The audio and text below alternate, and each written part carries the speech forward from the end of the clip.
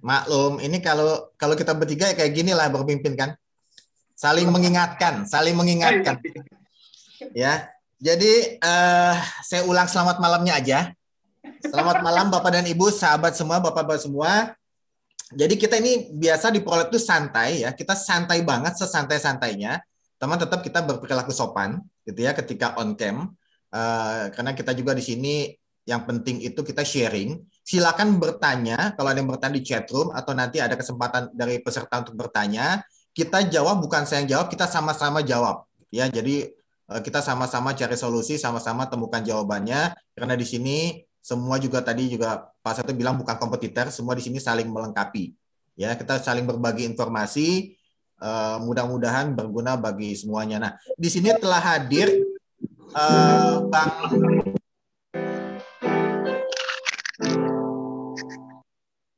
Oke, itu Pak Ren Brasali lagi main gitar tentunya. Halo, di sini udah hadir dari Bank BTN, Ibu Suryanti Agustina. Selamat malam Bu, makasih udah datang. Malam Pak Ali, malam buat semua. Ya cantik sekali ini, Ibu kita udah lama ya. Kemudian ada dari Pak Ibu-ibu dulu nih. Dari Bank BCA, Ibu Felicia Simon. Selamat malam Bu, thank you loh Bu. Kita udah bisa ngumpul. Malam Pak Ali, malam Bapak Ibu semua, salam kenal. Ya Buat kemudian yang belum kenal. ya ini dari Bank BCA, kemudian dari saya cek dulu. Pak Susatyo, Pak Susatyo udah lama nih dari Bank Mandiri. Apa kabar Pak Susatyo? Baik. Tahun-tahun kita nggak ketemu. Iya Pak Ali, udah lama nggak ketemu. Salam kenal juga Bapak-Bapak, Ibu-Ibu. Saya Satyo dari Mandiri. Oke, kemudian dari Siami Niaga, sebenarnya waktu diwakili Pak Hence, Pak Hence kurang sehat ya, Pak Hendar ya, jadi diwakili Pak Hendar Dwi Warsono. Malam Pak Hendar, mudah-mudahan Pak Hence sehat selalu ya. Malam Pak Ali, thank you. Salam kenal Bapak Ibu semuanya dengan Hendar. Salam dari Pak Hence, sukses semuanya terus. Sehat-sehat terus Pak. Ya. Tadi thank you juga loh, ini dibantu Pak Steven tadi dari Siami Niaga. Ya. Siap Pak. Oke. Kemudian dari Bank Permata tadi, maaf Bu Maya, linknya lupa dikasih ya. Bu Maya Wijaya dari Bank Permata. Oke. Selamat malam semuanya. Oke. Oke, jadi ini kita tektokan berdua ya, Bro Pimpinnya ini Bro Ade lagi masih di El Sinta, masih talk show. Jadi ini sementara saya sama Bro Pimpin yang akan memandu acara ini, kita santai aja. Ini sebetulnya saya ada beberapa pertanyaan, dari pertanyaan yang sederhana sampai pertanyaan yang kritis gitu ya. Jadi mohon maaf kepada narasumber kalau agak kritis, tapi memang dalam konteks bukan saling menjatuhkan. Ini kita mau memang yang betul-betul bisa memberikan manfaat lah untuk teman-teman semua gitu ya. Jadi bukan tokohnya tegang, saya yang tegang nih Bro Pimpin. Oke. Ke Bank BTN dulu Bu Yanti, ini mungkin pertanyaannya sama untuk bank-bank lain. Jadi gini kan saat ini kan tadi kita di awal juga udah sempet bincang-bincang ya, saat ini semua masalah akad semua cash in pengembang ini terganggu gitu kan. Kemarin kita udah bicara dari pasar sekunder ya, broker semua juga udah bersuara juga, nanti ada pengembang. Nah kita mau tahu dari perbankan Bu, sebetulnya seberapa, kalau ngomong bahaya mungkin agak terlalu pesimis ya, seberapa challenging kondisi saat ini ketika pandemi, khususnya dari internal banknya dulu Bu, kita belum ke konsumen. Jadi kesiapan ketahanan bank ini dengan kondisi seperti ini masih aman nggak Bu? Ya kan Bu Yanti? Ya, Pak Ali, terima kasih, dan teman-teman narasumber yang teman-teman kita juga anggota IBA. Buat teman-teman developer juga, salam kenal, saya Yanti dari BTN. Jadi pertanyaannya nih untuk kondisi seperti ini untuk di internal dulu ya. Jadi memang kondisi pandemi ini sebetulnya membuat kita juga resah ya. Jadi di BTN pun kita banyak terdampak juga dari karyawan-karyawan kita. Jadi sekarang kita memang memperketat lagi, jadinya kita sampai dengan 75%. Jadi di kantor WFO hanya 25%, tapi kita atur antara bisnis dan yang di operasionalnya jangan sampai terganggu, tapi sebetulnya kita tinggal 25%. Kemudian kantor-kantor yang kita anggap juga tidak dalam tanda kutip juga pengunjung ataupun nasabah tidak banyak juga kita tutup. Jadi sudah sampai seperti itu juga kita, dan kita semua rapat semua by Zoom. Dan kalaupun harus bertemu, kita harus diwajibkan antigen terlebih dahulu. Jadi kita merasa nih memang kondisi ini minimal teken dari manajemen kita adalah yang penting karyawan tetap sehat.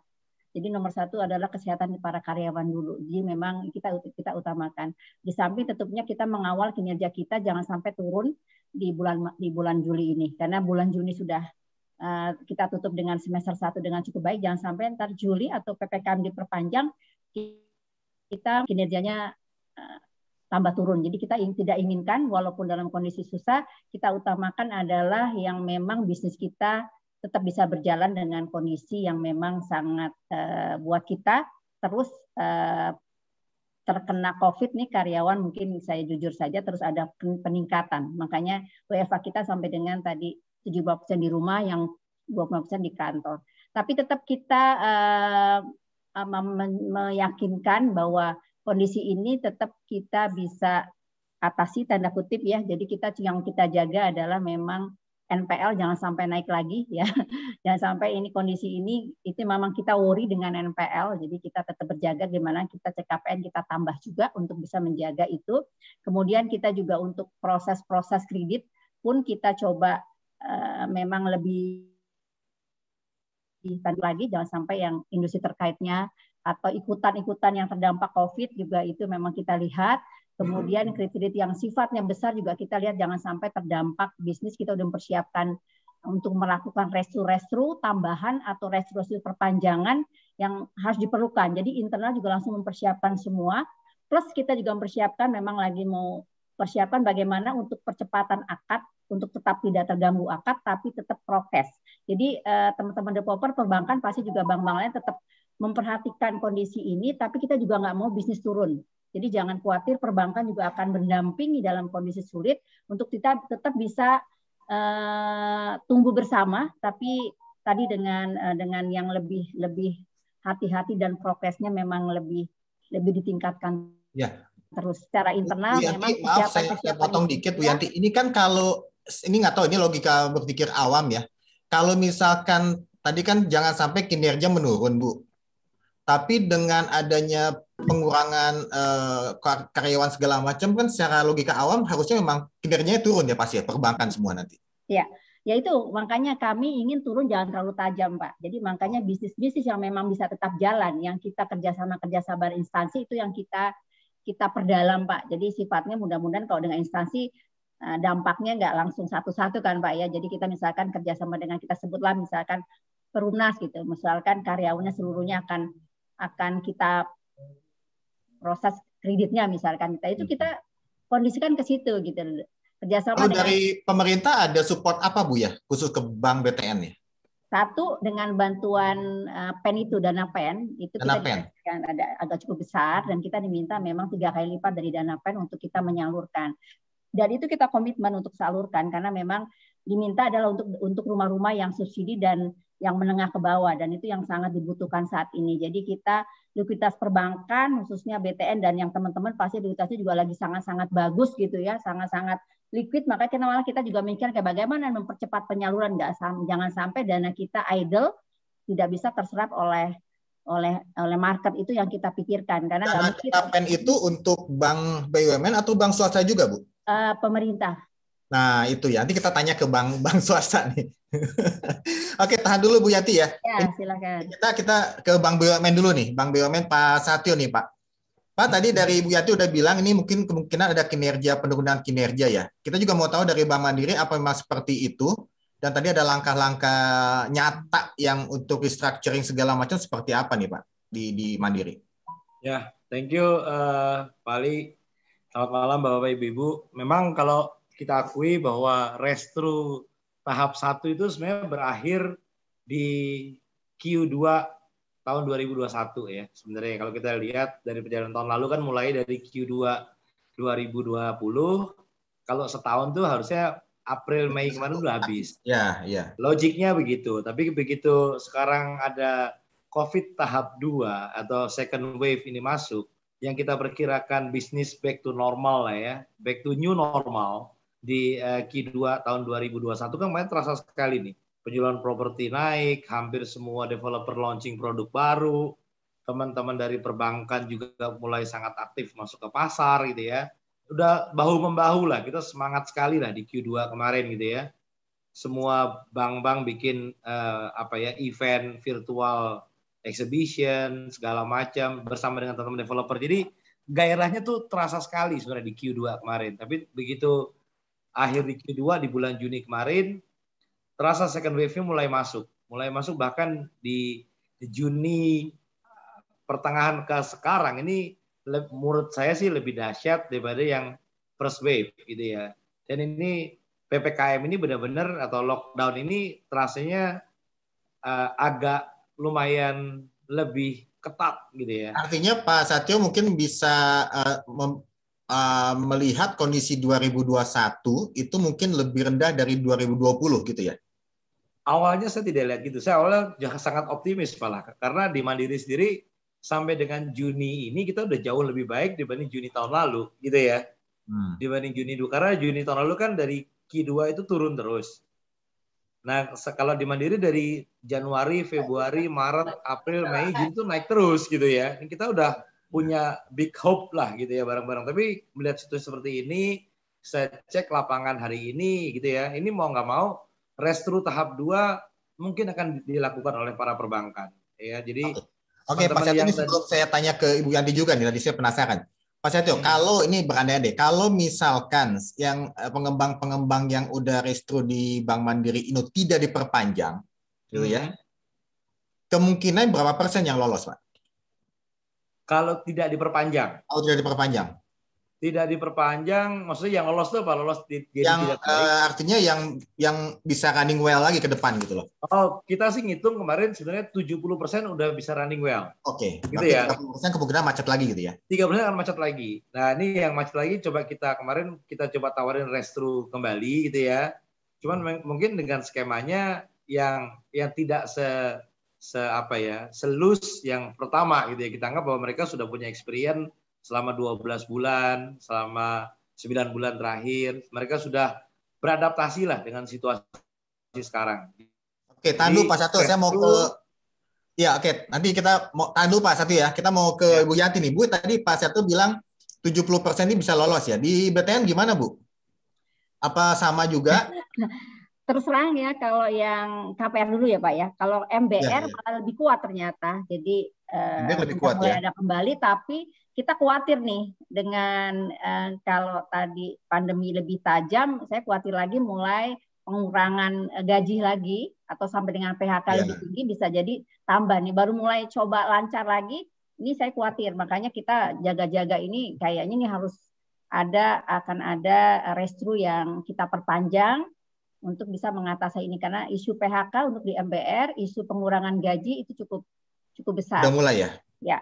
Terus kedua yang kita kuatkan di non MBR juga memang sama. Ini banyak teman-teman yang memang debitur kita terdampak. Jadi kami sih khawatir kalau kita nggak langkah untuk persiapan, ini akan membuat kinerja khususnya di kualitas bisa menurun. Kemudian yang untuk komersial memang kita sudah data, ada developer yang sudah bisa balik tadi seperti sama dengan Mandiri, tapi kita khawatir karena kita udah punya prognosa di semester 2 ataupun pada tahun 2021 penjualan dia bisa naik gitu loh. Asumsi kita begitu. Bikin prognosa. Nah, kalau memang nanti semester 2 apalagi tidak terjadi kenaikan dari penjualan yang kita asumsikan dengan cash flow dia tidak tercapai, ini kita khawatir juga. Makanya ini kita akan perlu lagi nih revisi dari. Ada gambaran nggak Bu berapa persen ya yang bisa lolos kalau nggak di restru ya? Kalau di kami datanya sih memang sebetulnya mendekati lah ya sekitar 60%-an gitu ya, 70 gitu ya. Tapi saya khawatir malah mungkin banyak developer-developer yang memang kita biaya untuk khususnya apartemen yang kita malah khawatir karena memang penjualannya masih kita belum lihat peningkatan yang signifikan. Kebetulan kita banyak dikonstruksi di apartemen, itu yang kita worry bagaimana kita mengangkat penjualan mereka, apalagi yang ready stock sebetulnya sudah banyak relaksasi termasuk PPN, tapi Hanya beberapa apartemen yang memang bisa mengangkat itu aja, beberapa yang memang penjualannya belum mengalami yang kita harapkan. Itu sih kondisinya. Ya. Thank you Bu Yanti. Kita kembali lagi ke Pak Satyo nih Pak. Tadi gambarnya memang seperti itu ya. Gini, kalau di Mandiri itu kita lebih fokus sebenarnya ya ke end user, Pak. Kita tadi bicara mengenai end user gitu ya kan. Si yang mengambil KPR. Jadi saya lihat sih kemarin dengan kondisi yang sudah belajar dari situasi tahun lalu, itu yang beradaptasi hampir 70% sudah bisa melewati. Yang 30% ini yang memang ada yang selalu sama Bu Yanti juga bilang gitu ya. Yang mungkin dengar lah banyak company-company besar yang terancam PHK atau pengurangan karyawan atau pengurangan gaji. Yang ini mau nggak mau kita juga coba bantu lewat perpanjangan restru lah ya. Tapi itu pemerintah udah memang mengizinkan perpanjangan ya? Sudah, bahkan OJK sudah mengeluarkan sampai Maret 2022 Pak, itu resmi gitu ya. Tapi dikembalikan ke masing-masing perbankan bagaimana skema restru yang mau diambil. Itu mau nggak mau. Kalau dipaksakan ya akhirnya mereka give up. Nanti kasihan kayak hari pertama kemarin tuh. Kenapa pasar properti secondary hancur ya karena mereka ya terpaksa menjual asetnya gitu kan. Dan ini yang akan berpengaruh juga gitu ya. Ya, ini tanpa kita mau pesimis nih Pak ya. Ini jadi tanpa kita berpikir pesimis. Kalau misalkan PPKM diperpanjang sampai Agustus berarti kan kurang lebih 2 bulan 3 bulan 1 triwulan hilang nih kurang lebih ya buat properti. Artinya ada di akhir tahun kita mulai pun itu paling 1 bulan 2 bulan. Selesainya kan banyak liburan segala macam. Kalau seperti itu kemungkinannya kan pasti lebih rendah ya Pak ya dibandingkan 2020. Tapi sampai seberapa sih jangan sampai kan perbankan kolaps kan saya mau tahu juga jangan sampai ini kondisinya kolaps gitu. Kalau lebih rendah saya sih masih optimis minimum sama dengan 2020. Karena di Q2 dari Q1 sampai Q2 kemarin penjualan properti begitu cukup bagus. Yang sekarang sudah menjadi pipeline juga cukup banyak. Memang nanti gangguannya justru di Q3 ini gitu ya. Ya, seberapa panjang isu penyekatan atau PPKM ini kan akan tambah luas nih. Kemarin Jakarta, Jawa, sekarang mulai masuk Sumatera, mulai masuk Kalimantan. Berapa lama? Kalau misalkan dia benar-benar 1 bulan atau 2 bulan, yang penting kita butuh yang nggak ada yang pasti ya. Paling nggak ada hope gitu ya. Nah hope itu yang jadi penting. Kenapa jadi penting? Karena masyarakat ini tadi kayak tadi kita ngobrol sebelum kita mulai, kita mau akad nggak bisa. Ya, ini pipeline punya semua, Sinarmas punya, mungkin developer udah punya pipeline, notarisnya nggak berani gitu ya. Terus nasabahnya nggak berani. Sekarang nasabahnya di luar kota nggak bisa terbang. Ini kan challenge yang akhirnya di pipeline-nya sudah ada, tinggal akad nggak bisa, gitu ya. Terus kantor BPN misalkan dia work from home, nggak bisa akses. Ini kan menghambat proses. Masyarakat yang pengen beli rumah tetap ada. Karena yang Mas Satyo, ini worst case Pak, worst skenario Pak. Kalau misalkan kondisi seperti ini sampai akhir tahun NPL bisa naik sampai berapa Pak?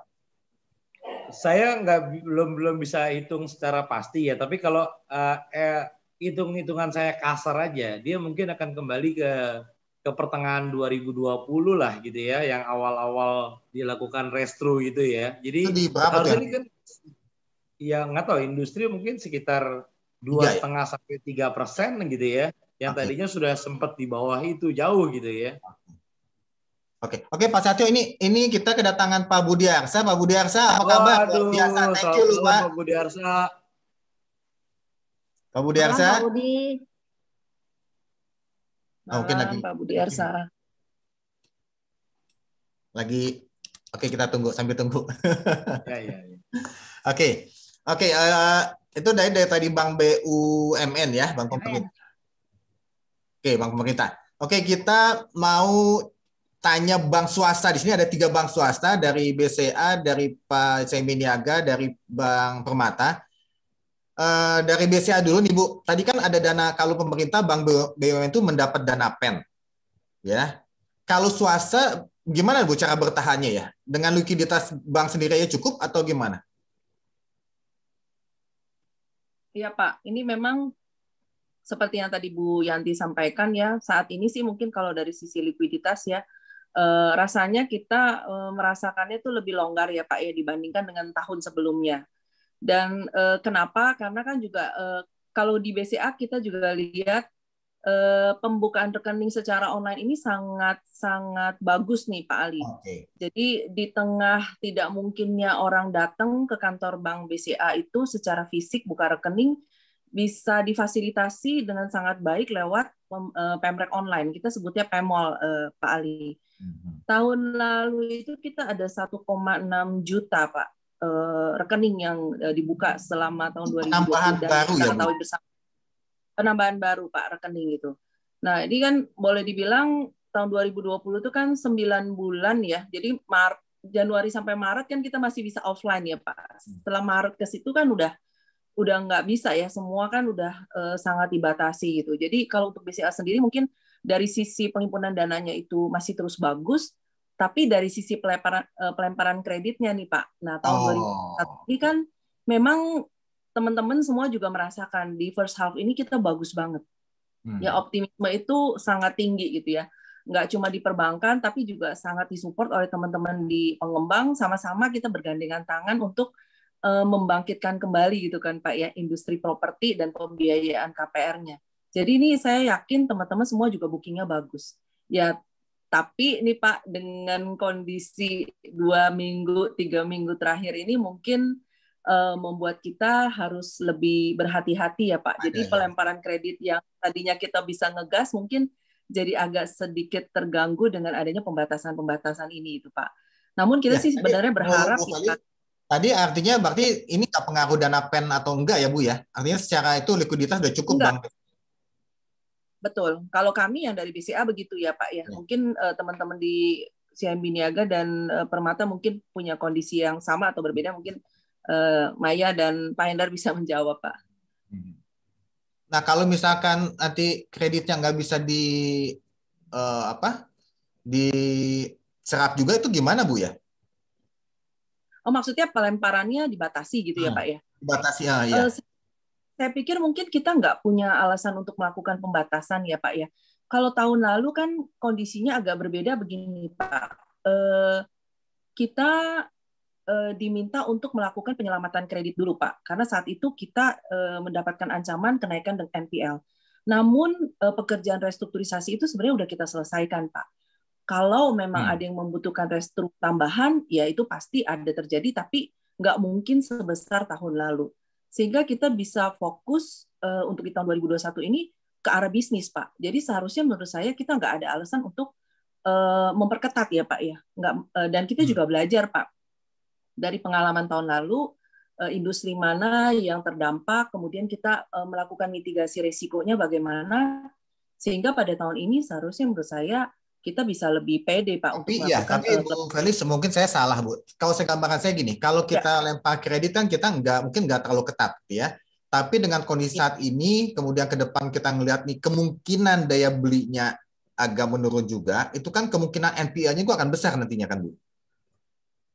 Apa itu gimana? Kalau NPL Pak mungkin lebih terkait pada kalau terjadi PHK itu Pak ya. Kalau dari sisi karyawan Pak. Kalau pengusaha menurut saya belum tentu Pak ya, karena kan kalau pengusaha karena lebih ke pengusaha nih Bu ya.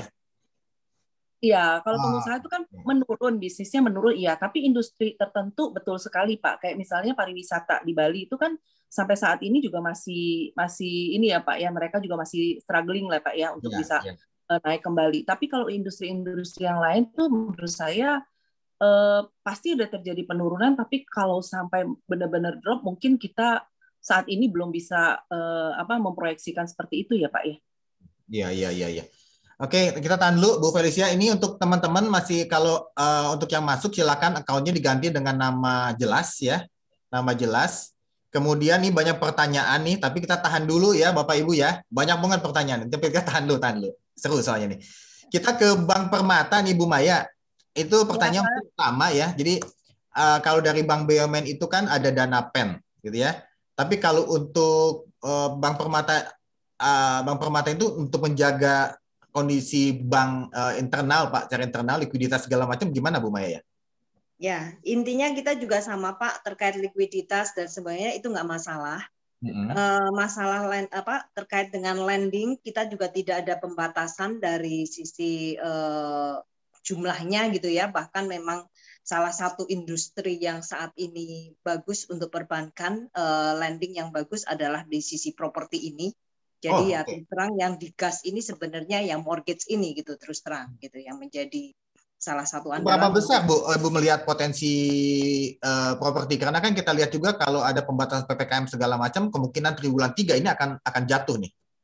Ya, nah kalau terkait dengan ini kita hanya biasanya melakukan penyesuaian aja Pak. Tightening-nya itu untuk industri-industri tertentu. Ya belajar dengan tahun lalu. Ya, kita dari restruktur kita pelajari juga portfolio yang kita berhasil restruktur kemarin, bagaimana hasilnya sekarang gitu. Jadi berapa persen yang kembali bisa lancar, berapa persen yang ternyata butuh restru lagi gitu ya. Nah, itu kita juga sudah pelajarin sejak 6 bulan yang lalu gitu. Dan di situ kita juga udah lihat gitu. Jadi industri-industri mana atau wilayah mana yang memang terdampak. Nah, di situ kita masih perlakukan tightening-nya, kita masih jalankan. Tapi untuk industri-industri yang kita detect dari sisi kita sudah bagus, ya kita kembali ke seperti policy awal sebelum COVID tahun yang wave pertama. Jadi seperti itu yang kita lakukan. Jadi kita pelajari dari sisi profil-profil nasabahnya. Kalau boleh tahu Bu, portfolio properti berapa banyak ya di Bank Permata? Untuk mortgage kita udah di atas 23 triliun, Pak. Berapa persen tuh kalau lebih dari total kredit ya? Aduh, total kredit itu kita udah di sekitar 30 kurang lebih ya, Pak ya. 30. Karena terakhir 30%, karena yang lainnya kan terakhir juga banyak kan turun ya, Pak ya. Ya, saya ngeliat nih Bank Permata juga gencar terus ya mulai di properti ya, Bu ya. Iya. Oke, kita ke Pak Hendar, Ibu tahan dulu Bu. Saya lanjut lagi. Pak Hendar, gimana Pak ya? Ini Bank Seminia kan salah satu bank juga yang gencar di properti, Pak. Nah, ngelihat kondisi saat ini di Q2 mungkin Q1 Q2 nggak masalah. Q3 tadi semua pada agak khawatir di Q3 ya. Hampir semua bank nih khawatir Q3. Gimana Pak Hendar?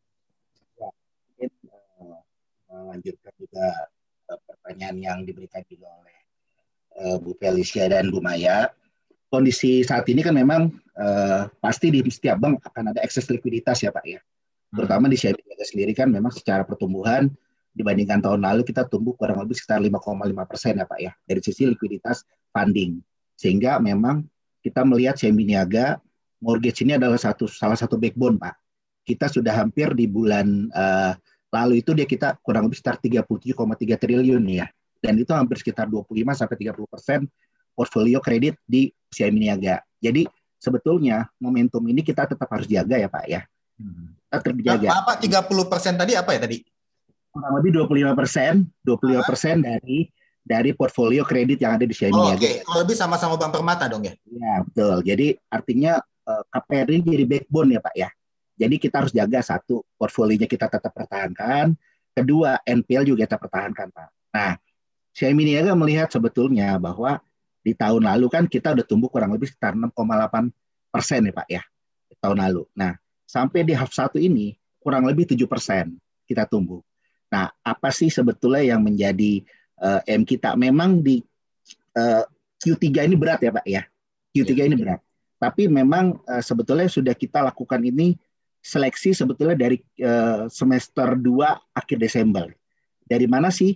Memang ada relaksasi ya Pak ya. Dari LTV membantu ya Pak ya. Tapi di internal Seminiaga memang masih membatasi beberapa sektor bisnis yang memang kemungkinan setahun 2 tahun ini masih belum bisa bagus ya Pak ya. Nah ini yang maksudnya mungkin seleksi ya Pak ya. Seleksi. Jadi balik lagi.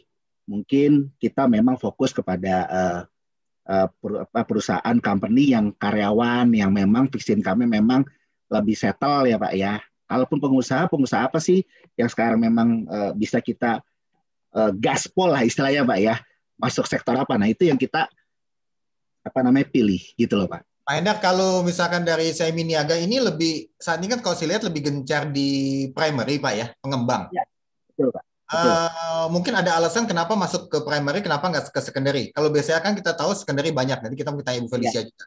Sebetulnya secara portfolio ya Pak ya, kenaikan di kita sih sebetulnya di awal itu memang kita banyak di primary karena kita melihat secara sektor resiko, kemudian memang pembeli first buyer rata-rata ya Pak ya, banyak end user ya, itu rata-rata banyak masuk di sektor diperhatikan. Secara komposisi pun rata-rata banyak kan fixed income memang Pak ya. Dan sebetulnya di sisi CME Niaga primary, secondary pun kita juga sudah mulai tumbuh sekarang Pak. Dan kita mulai naik kurang lebih sekitar portfolionya Pak ya. Tahun lalu itu pembagian antara primary dengan secondary itu kurang lebih mungkin antara 70 sampai 20%, sisanya yang lain Pak. Sekarang kita udah masuk ke primary ya? Hampir 60-70 primary Pak fokusnya Pak. Tapi sekarang udah kita spreading Pak. Mungkin udah sekitar 55-30 gitu ya Pak ya. Jadi udah mulai kita mix gitu ya Pak ya. Karena kita lihat potensi secondary kan banyak sekarang Pak. Ya. Harga yang mulai terkoreksi, ketemu lah Pak ya. Kemarin kita bahas di pasar second kan ada yang mungkin nggak sampai 50%, nggak merata gitu. Tapi artinya ada koreksi kan Pak ya. Betul. Nah itu jadi akhirnya menurut saya kita melihat ini sudah memang harga real lah Pak ya. Di saat sekarang ini. Dan ini potensi sebetulnya menurut saya Pak. Gitu. Pak Endar tadi bilang katanya cari karyawan ya, fixed income segala macam. Kalau perusahaan jenis bisnisnya bisnis apa gitu ya. Jadi ini pertanyaan saya cuma sederhana. Ini kan di sini banyak orang properti semua nih, kebanyakan dari tadi saya lihat semua orang properti semua. Iya. Kalau pengusaha properti masuk dalam kategori red atau green nih bagi pertanyaan. Gini Pak, sebetulnya kalau pengusaha properti ya Pak ya, pengusaha properti itu pasti banyak kita yang wajib tahu ya teman-teman ya, sorry ya Pak Endar, kita wajib tahu karena kita ini banyak pengusaha properti nih di sini nih. Jadi kita mau tahu nih dari sisi perbankan, apakah kita harus jadi pengusaha lain? Di tengah-tengah Pak. Wah, jangan-jangan kalau Pak Endar ngomong di tengah-tengah udah masuk merah nih. Tapi yang pasti sih kita melihat adalah segmen bisnisnya sih Pak. Mau pengusaha, mau karyawan sih nggak ada masalah. Yang penting usahanya seperti apa yang memang cukup kuat ya di saat pandemi saat ini gitu ya Pak ya. Itu yang mungkin kita. Tadi menyambung pertanyaan Pak Andi nih. Saya lebih agak mengerucut lagi nih Pak. Ya. Beberapa bulan yang lalu, ketika 2020 itu pengusaha-pengusaha properti blacklist Pak. Properti itu bidang yang udah nggak boleh lah gitu kan. Dia tanpa nggak perlu ada segala syarat-syarat pun udah tolak duluan. Sekarang gimana Pak? Itu mempertajam pertanyaan Pak Andi, Bro Andi. Sebetulnya kalau kita bicara Pak, itu kan balik lagi kepada bisnis dan cash flow masing-masing ya Pak ya. Karena kita tidak pernah membatasi. Tapi yang pasti kita akan watch dulu sebetulnya. Lihat, oh ini bagus. Bagus dari mana? Cash flow-nya masih bagus. Oke, baru kita bisa akan lanjutkan. Jadi semuanya pertama memang akan dilihat adalah awalnya segmen apa nih yang sekarang kira-kira yang memang cukup berpengaruh ya Pak ya. Tapi nggak pasti kita langsung di depan tolak, tidak. Kita lihat tetap cash flow di lapangannya. Apalagi properti sebetulnya dari akhir tahun kemarin sampai di bulan Juni itu naik terus kan Pak, signifikan. Teman-teman agent tuh sampai kadang-kadang mau cari barang susah ya Pak ya. Karena apa? Tetap diambil market. Nah, jadi tetap sebetulnya kita melihat secara makro dan juga mikronya ya Pak ya. Sebetulnya mikronya adalah di customer-nya sebetulnya Pak, gitu loh. Pak, tapi pernah nggak Pak Bank CME Niaga memblacklistkan properti Pak? Oh, tidak pernah Pak. Enggak ya. Thank you Pak. Tidak pernah Pak. Bu Yanti, oke, Pak Endar. Orang properti semua, nggak ada berani ngomong ini properti semua. Nggak apa-apa. Tapi kita dari bahasa tubuhnya bisa kelihatan gitu ya. Kita jujur kok ya. Nah, Bu Yanti, pernah nggak Bu di Bank BTN itu blacklist untuk sektor properti Bu? Apakah itu KPR atau ke kredit untuk pengembang gitu? Justru kita kan bisnisnya memang core bisnisnya di properti Pak. Jempol. Di properti. Nggak mungkin kita berhenti bisnis ya, orang di situ 100%. Ya. Oke. Kalau bank lain kan portofolio mungkin sebagian, tadi 20%, 30%, kita 100%. Oke. Thank you Bu Yanti. Nah ini Bu Felis untuk BCA Bu tadi Bank CME Niaga kan fokusnya ke primary Bu ya. Secondary tadi 30% ya Pak Hendar ya. Secondary primary-nya 70%, 70-30. Bank BCA kan lebih ke secondary, Bu. Pertimbangannya apa, Bu ya? Iya, betul. Kenapa nggak masuk juga ke primary? Sebenarnya bukan membuat suatu pembatasan sih Pak Ali, tapi memang waktu mortgage BCA itu start Pak, kita memang mulainya waktu itu di secondary market Pak. Jadi saat itu kita belum punya infrastruktur untuk masuk ke primary Pak, sehingga portofolio dari secondary-nya sudah berkembang duluan gitu Pak. Itu satu Pak. Terus yang kedua memang majority dari debitur kita itu kan pengusaha ya, mungkin agak sedikit berbeda dengan teman-teman yang lain. Kita sorry, Bu Felicia, kita belum tahu tadi porsi secondary primary berapa ya di BCA ya? Primary saya paling 25 Pak, 25% sampai 30% lah Pak sekarang. Ya, jadi terbalik dengan CIMB Niaga Pak. Jadi ya dan tadi Pak, karena memang sebagian besar kita adalah pengusaha, fixed income-nya mungkin sekitar 35 sampai 40% lah Pak ya. 60% itu masih pengusaha. Nah, si para pengusaha ini cukup banyak Pak yang nasabah BCA, dan mereka lagi-lagi belinya adalah properti second gitu Pak. Jadi kita nggak ada policy sih Pak Ali yang membatasi bahwa ini harus segini, primary, secondary segini, itu nggak ada. Berjalan secara normal aja Pak. Tahu-taunya terbentuknya seperti itu.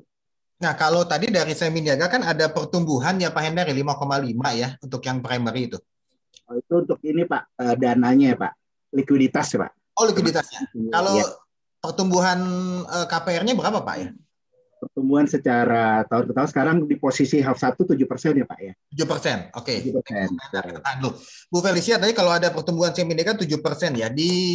Di Bank BCA itu untuk secondary-nya aja, karena ini kan lebih fokus ke secondary Bu Felicia. Itu ada pertumbuhan nggak secondary-nya? Karena ini salah satu indikasi juga untuk daya beli ya Bu ya.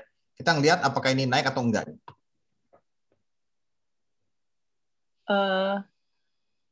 Pak, saya untuk di second half ini belum menganalisa secara pasti ya Pak ya, pertumbuhan di secondary-nya berapa. Karena memang kalau di kita lihat secara total sih Pak portofolionya. Tapi yang kami lihat kabar baiknya adalah mulai dari bulan September yang tahun 2020 saat kita mengadakan virtual expo yang pertama ya, KPR BCA Online Expo yang pertama, itu justru aplikasi yang masuk itu banyaknya adalah dari primary market Pak. Justru sumbangsi dari pengembang ini yang bersama-sama mereka barengan juga ya bikin launching, dan kita bank juga bikin program, waktu itu juga BTN juga bikin ya Bu Yanti ya di tahun lalu. Jadi malahan saya lihat pertumbuhannya lebih bagus Pak untuk malah dibandingkan secondary Bu ya. Dilihat dari jumlah aplikasi. Iya, dibandingkan secondary. Betul. Untuk dari setelah Q3 sampai saya jadi agak ini nih. Kalau misalkan kalau primary naik, saya nggak tahu ya tadi ya. Mungkin dikoreksi nih Bu Andi juga. Kalau misalkan sebanyaknya primary, kemudian secondary agak melambat, itu indikasi daya belinya menurun atau enggak ya? Atau seperti gimana ya? Barang secondary-nya habis, Li. Stoknya habis ya?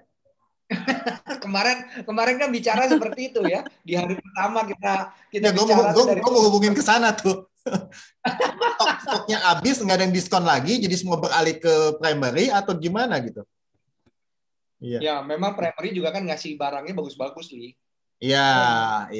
Developer launching produknya juga lumayan kencang. Ya, jadi itu memberi saingan meskipun harga secondary agak jatuh, tapi lebih ke primary karena bagus-bagus gitu ya, baru ya sebenarnya. Karena mereka pengen fasilitas Pak. Pengen fasilitas, pengen WFA jadi nyaman gitu loh. Jadi cari-cari solusi baru. Bahkan kalau dilihat Li, developer ini kayak ini Li, kayak takut kehilangan momen dan kehilangan konsumen, jadi launching terus kan banyak sekali ya launching semua. Yeah. Nah besok jam 3 kita tanyain itu besok ada sini. Oke, Pak Satyo, gimana Pak tadi Pak? Kalau Pak sedang melihat pasarnya ini bergerak kemana ya? Primary kah atau secondary kah? Ya, kalau saya sampaikan tadi ya bareng-bareng bahwa dari akhir atau Q4 2020 sampai sekarang kan hampir semua developer tuh berlomba-lomba launching produk barunya gitu ya. Terus dan ternyata serapan dari pasarnya juga cukup baik. Ya, dibantu juga dengan kemarin dengan isu pembebasan PPN gitu ya. Ini orang membandingkan, oh iya ya kalau saya beli rumah di stok tahun 2020 sama 2021 kok lebih murah sekarang gitu ya. Ini kan juga menimbulkan keinginan mereka yang tadinya tertunda, beli sekarang aja. Apalagi dibarengnya juga dengan LTV-nya bisa sampai 100%, yang memudahkan teman-teman nasabah yang tadinya debitur yang pengen belinya nanti. Ya ini opportunity, jadi apa ya, kayak opportunity buyer lah gitu ya, opportunity buyer dianggapnya PPN ini sampai bulan Juni habis misalkan atau Agustus habis. Beli sekarang aja nih harganya lagi cakep nih gitu ya. Sementara rumah-rumah yang sekarang kan pengembang pinter nih, nggak cuman dulu kan yang namanya harga di bawah 1M tuh punyanya kita sebut tier kedua gitu ya. Teman-teman tier 1 tuh dulu mainnya di atas 1M. Nah sekarang kan enggak. Tier 2 semua juga ikut turun ke sana, bahkan mereka kasih iming-iming lagi. Kalau beli di developer tier 1 tuh udah tinggal bawa koper doang gitu ya. Ya. Nah ini yang membuat, dan ini dilakukan hampir semua pengembang. Dan ini mendorong orang ada Pak Satyo, mungkin ada data atau apa ya, gambaran sambil data kasar aja Pak. Pertumbuhannya itu untuk yang apa ya tadi ya? Untuk yang komposisi di mana Pak lebih banyak Pak? Di bawah 1M atau di bawah 2M? Tadi Pak tetap Satyo di bawah 1M. Tetap di bawah 1M. 1M. Tetap di bawah 1M itu paling besar, tapi yang 1 sampai 2M juga tumbuh loh. 1 sampai 2M ini juga tumbuh. Kira-kira lebih banyak yang mana Pak? Gitu ya. Di bawah 1M, pasti di bawah 1M. Karena first home buyer ini ngerasa begitu sekarang jadi anak kos, jadi anak apart tuh udah nggak menyenangkan lagi gitu ya. Mereka cenderung memang landed ya. Kita berbicara mengenai landed. Kalau apartemen sih kayaknya masih stagnan gitu ya. Landed ini semua diserbu ke sana. Dan ini kita terasa sekali gitu ya. Penjualan kita juga banyak mayoritas di landed house, tersebar di seluruh Indonesia, nggak cuma di Jawa loh, gitu ya. Di Sumatera, di Kalimantan, di Sulawesi, semuanya bergerak membaik kecuali mungkin Bali ya. Bali masih stagnan gitu ya. Tapi hampir semuanya cenderung positif dari Januari, Februari, Maret, April, Mei, Juni kemarin positif. Gitu ya. Oke, tahan dulu Pak Satyo. Kita ke Bu Maya. Bu, gambaran secondary primary seperti apa ya Bu Maya di Permata ya? Ya, kalau di Permata memang belakangan ini kami lebih banyak di primary Pak. Gitu. Jadi kita support developer, justru memang sejak pandemi itu primary-nya lebih kenceng. Gitu. Kalau sebelumnya kami mungkin lebih banyak di secondary ya. Tapi sejak pandemi memang primary itu kita dengan mensupport developer-developer besar itu kita kurang lebih sampai 50% bookingan kita itu sekarang ini di primary market. Kira-kira tumbuh berapa banyak Bu ya? Sebelumnya kami hanya 30%, Pak. Oh, komposisi sebelum pandemi. 50 Sejak ya? pandemi bergeser terus sampai peaknya terakhir sempat pernah ada di 60% dari bookingan kami itu primary. Wah, ini pengembang jadi primadona nih. Ini banyak pengembang di sini. Pasarnya ditarik-tarik nih. Ada Pak Alim di sini. Ngintip dia Pak Alim deh. Ada Pak Budiarsa. Halo Pak Budiarsa, udah join lagi Pak Budiarsa? Oh, mungkin lagi. Halo. Halo Pak Budiarsa, thank you loh Pak. Malam Pak Budiarsa. Udah diskusi malam Pak. Halo, malam. Pak. Malam Pak. Sehat semua di sana Pak ya? Masih seru.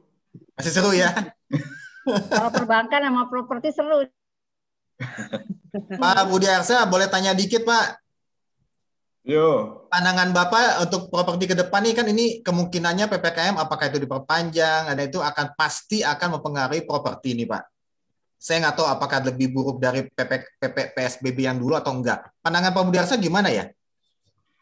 Kita mesti tahu juga. Mungkin dampaknya sih ada barangkali ya, tapi saya rasa sekarang mereka sudah mulai terbiasa dengan online kok.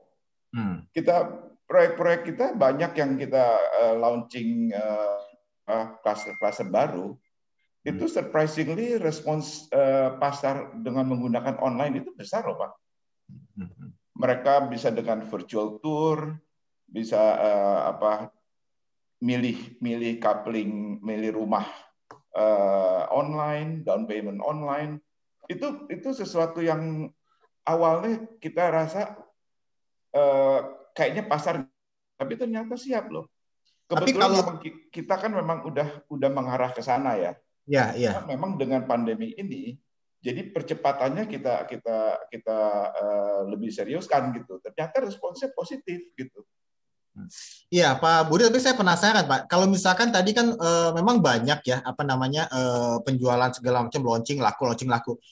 Tapi kalau kondisi PPKM ini kan semua serba terbatas, mobilitas dari bank juga. Pak Budi Arsa ngelihat support dari bank seperti apa, Pak, mestinya, Pak? Ya? Ini pasti terganggu soalnya. Ini kebetulan banyak bank-bank semua nih, Pak. Supportnya masih baik. Cuman yang saya minta gitu ya, ini bank-bank tentu jangan sampai menambah atau memperketat persyaratan kredit.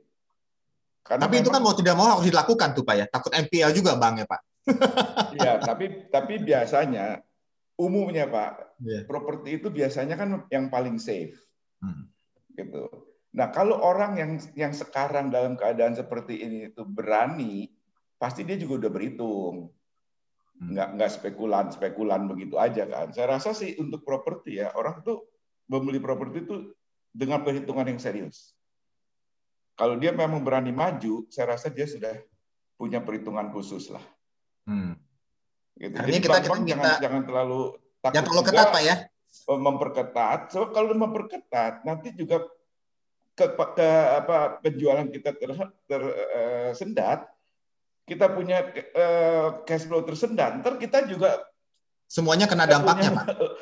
Loan juga tersendat kan, jadi jangan sampai perputaran ini terputus gitu. Ini musim muter terus. Iya. Untung Pak Budi Arsa hadir di sini, Pak. Soalnya saya nggak berani ngomong, ini Pak Budi Arsa yang ngomong, bukan saya. Enggak, itu saya harap tidak ada itu gitu. Iya. Dan saya percaya itu pasti perbankan juga nggak akan lakukan itu. Perbankan tadi sepakat kok, Pak. Sepakat semua Ibu ya. Iya, sama. Ntar dulu nih, karena gue ada pertanyaan nih. Itu kebetulan kan, yang hadir di sini bank-bank ini saya yakin spiritnya seperti itu. Tidak ada yang mempunyai pemikiran yang enggak lah gitu. Semuanya saya kenal, ini kebetulan yang hadir di sini semua. Iya. Iya Pak, thank you Pak Budi Arsa. Cuma ada satu nih Pak, saya mau tanya nih kepada mereka nih Pak, saya minta izin ya bahwa bagaimana menghadapi apartemen, karena ini banyak juga perbankan apartemen di sini gitu, karena banyak yang takut katanya kalau ini kita ada apartemen nih, ntar dulu deh kalau apartemen Pak, jangan dulu bro katanya, jangan sekarang apa segala macam. Nah ini gimana nih, ada masalah apa dengan apartemen? Tapi sebelum gitu Pak Budi Arsa memang ada di lapangan di Pak Budi Arsa di Ciputra Group ada kendala nggak Pak untuk yang apartemen ya dengan bank ya? Enggak tuh. Enggak ya? Kita sih enggak ada kendala tuh. Barangkali kalau misalnya pasar apartemennya terasa sekarang mungkin lebih kecil dari sebelumnya, mungkin mereka melihat ada kesempatan landed house, why not gitu kan? Kan biasa orang selalu juga berpikirnya gitu, kalau dia masih ada alternatif ke landed house, mungkin dia akan ke landed house. Gitu. Jadi tergantung itu, Bro Andi, tergantung pengembangnya siapa, kan? Semua hati-hati tergantung pengembangnya siapa. Tapi memang tentu pasar apartemen pasti lebih kecil daripada landed house. Iya. Ada pertanyaan Li, kalau kafling gimana? Ke bank atau ke Pak Budi Arsa nih? Ke bank.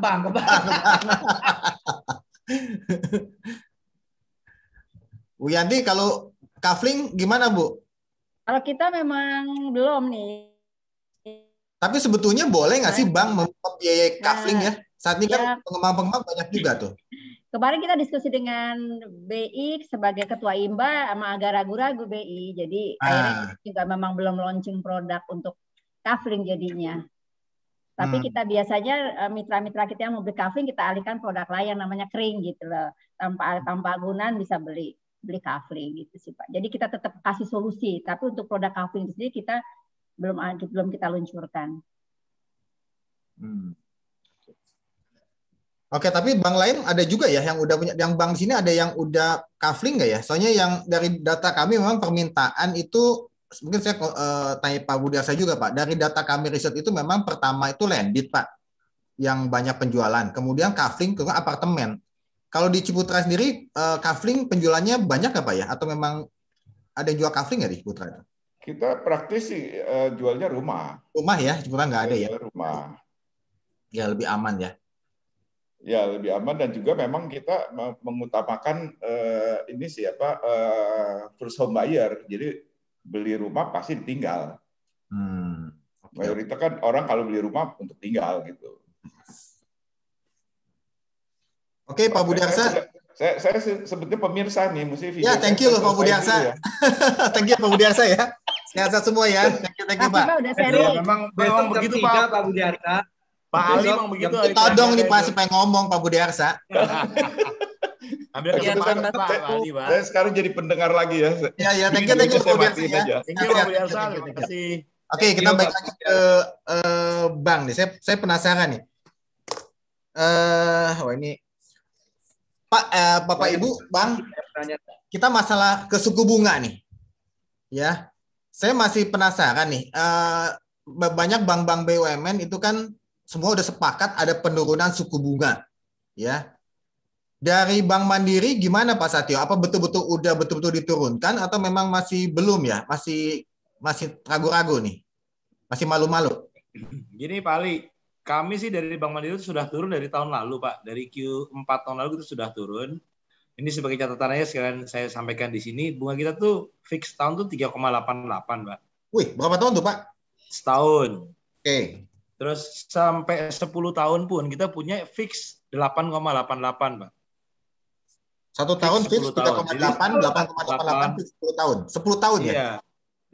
10 tahun 3 tahun ada 4,88, 5 tahun ada 5,88, dan 8 tahun juga ada, 10 tahun juga ada, Pak. Jadi ini kalau dikumpulin di bawah 2 digit gitu ya. Dari ya, ini seru nih. Kalau di sini dikumpulin semua bank ini saling saut-sautan nanti kan. Mudah-mudahan lebih turun. Sama, Pak, sama ya. Bunganya hampir sama lah. Nah, bunganya hampir sama. Ini Pak Setio, saya mau tanya nih. Pak Setio, saya mau tanya, ada apa dengan angka 8, Pak? Ya kita suka aja Pak, gitu ya.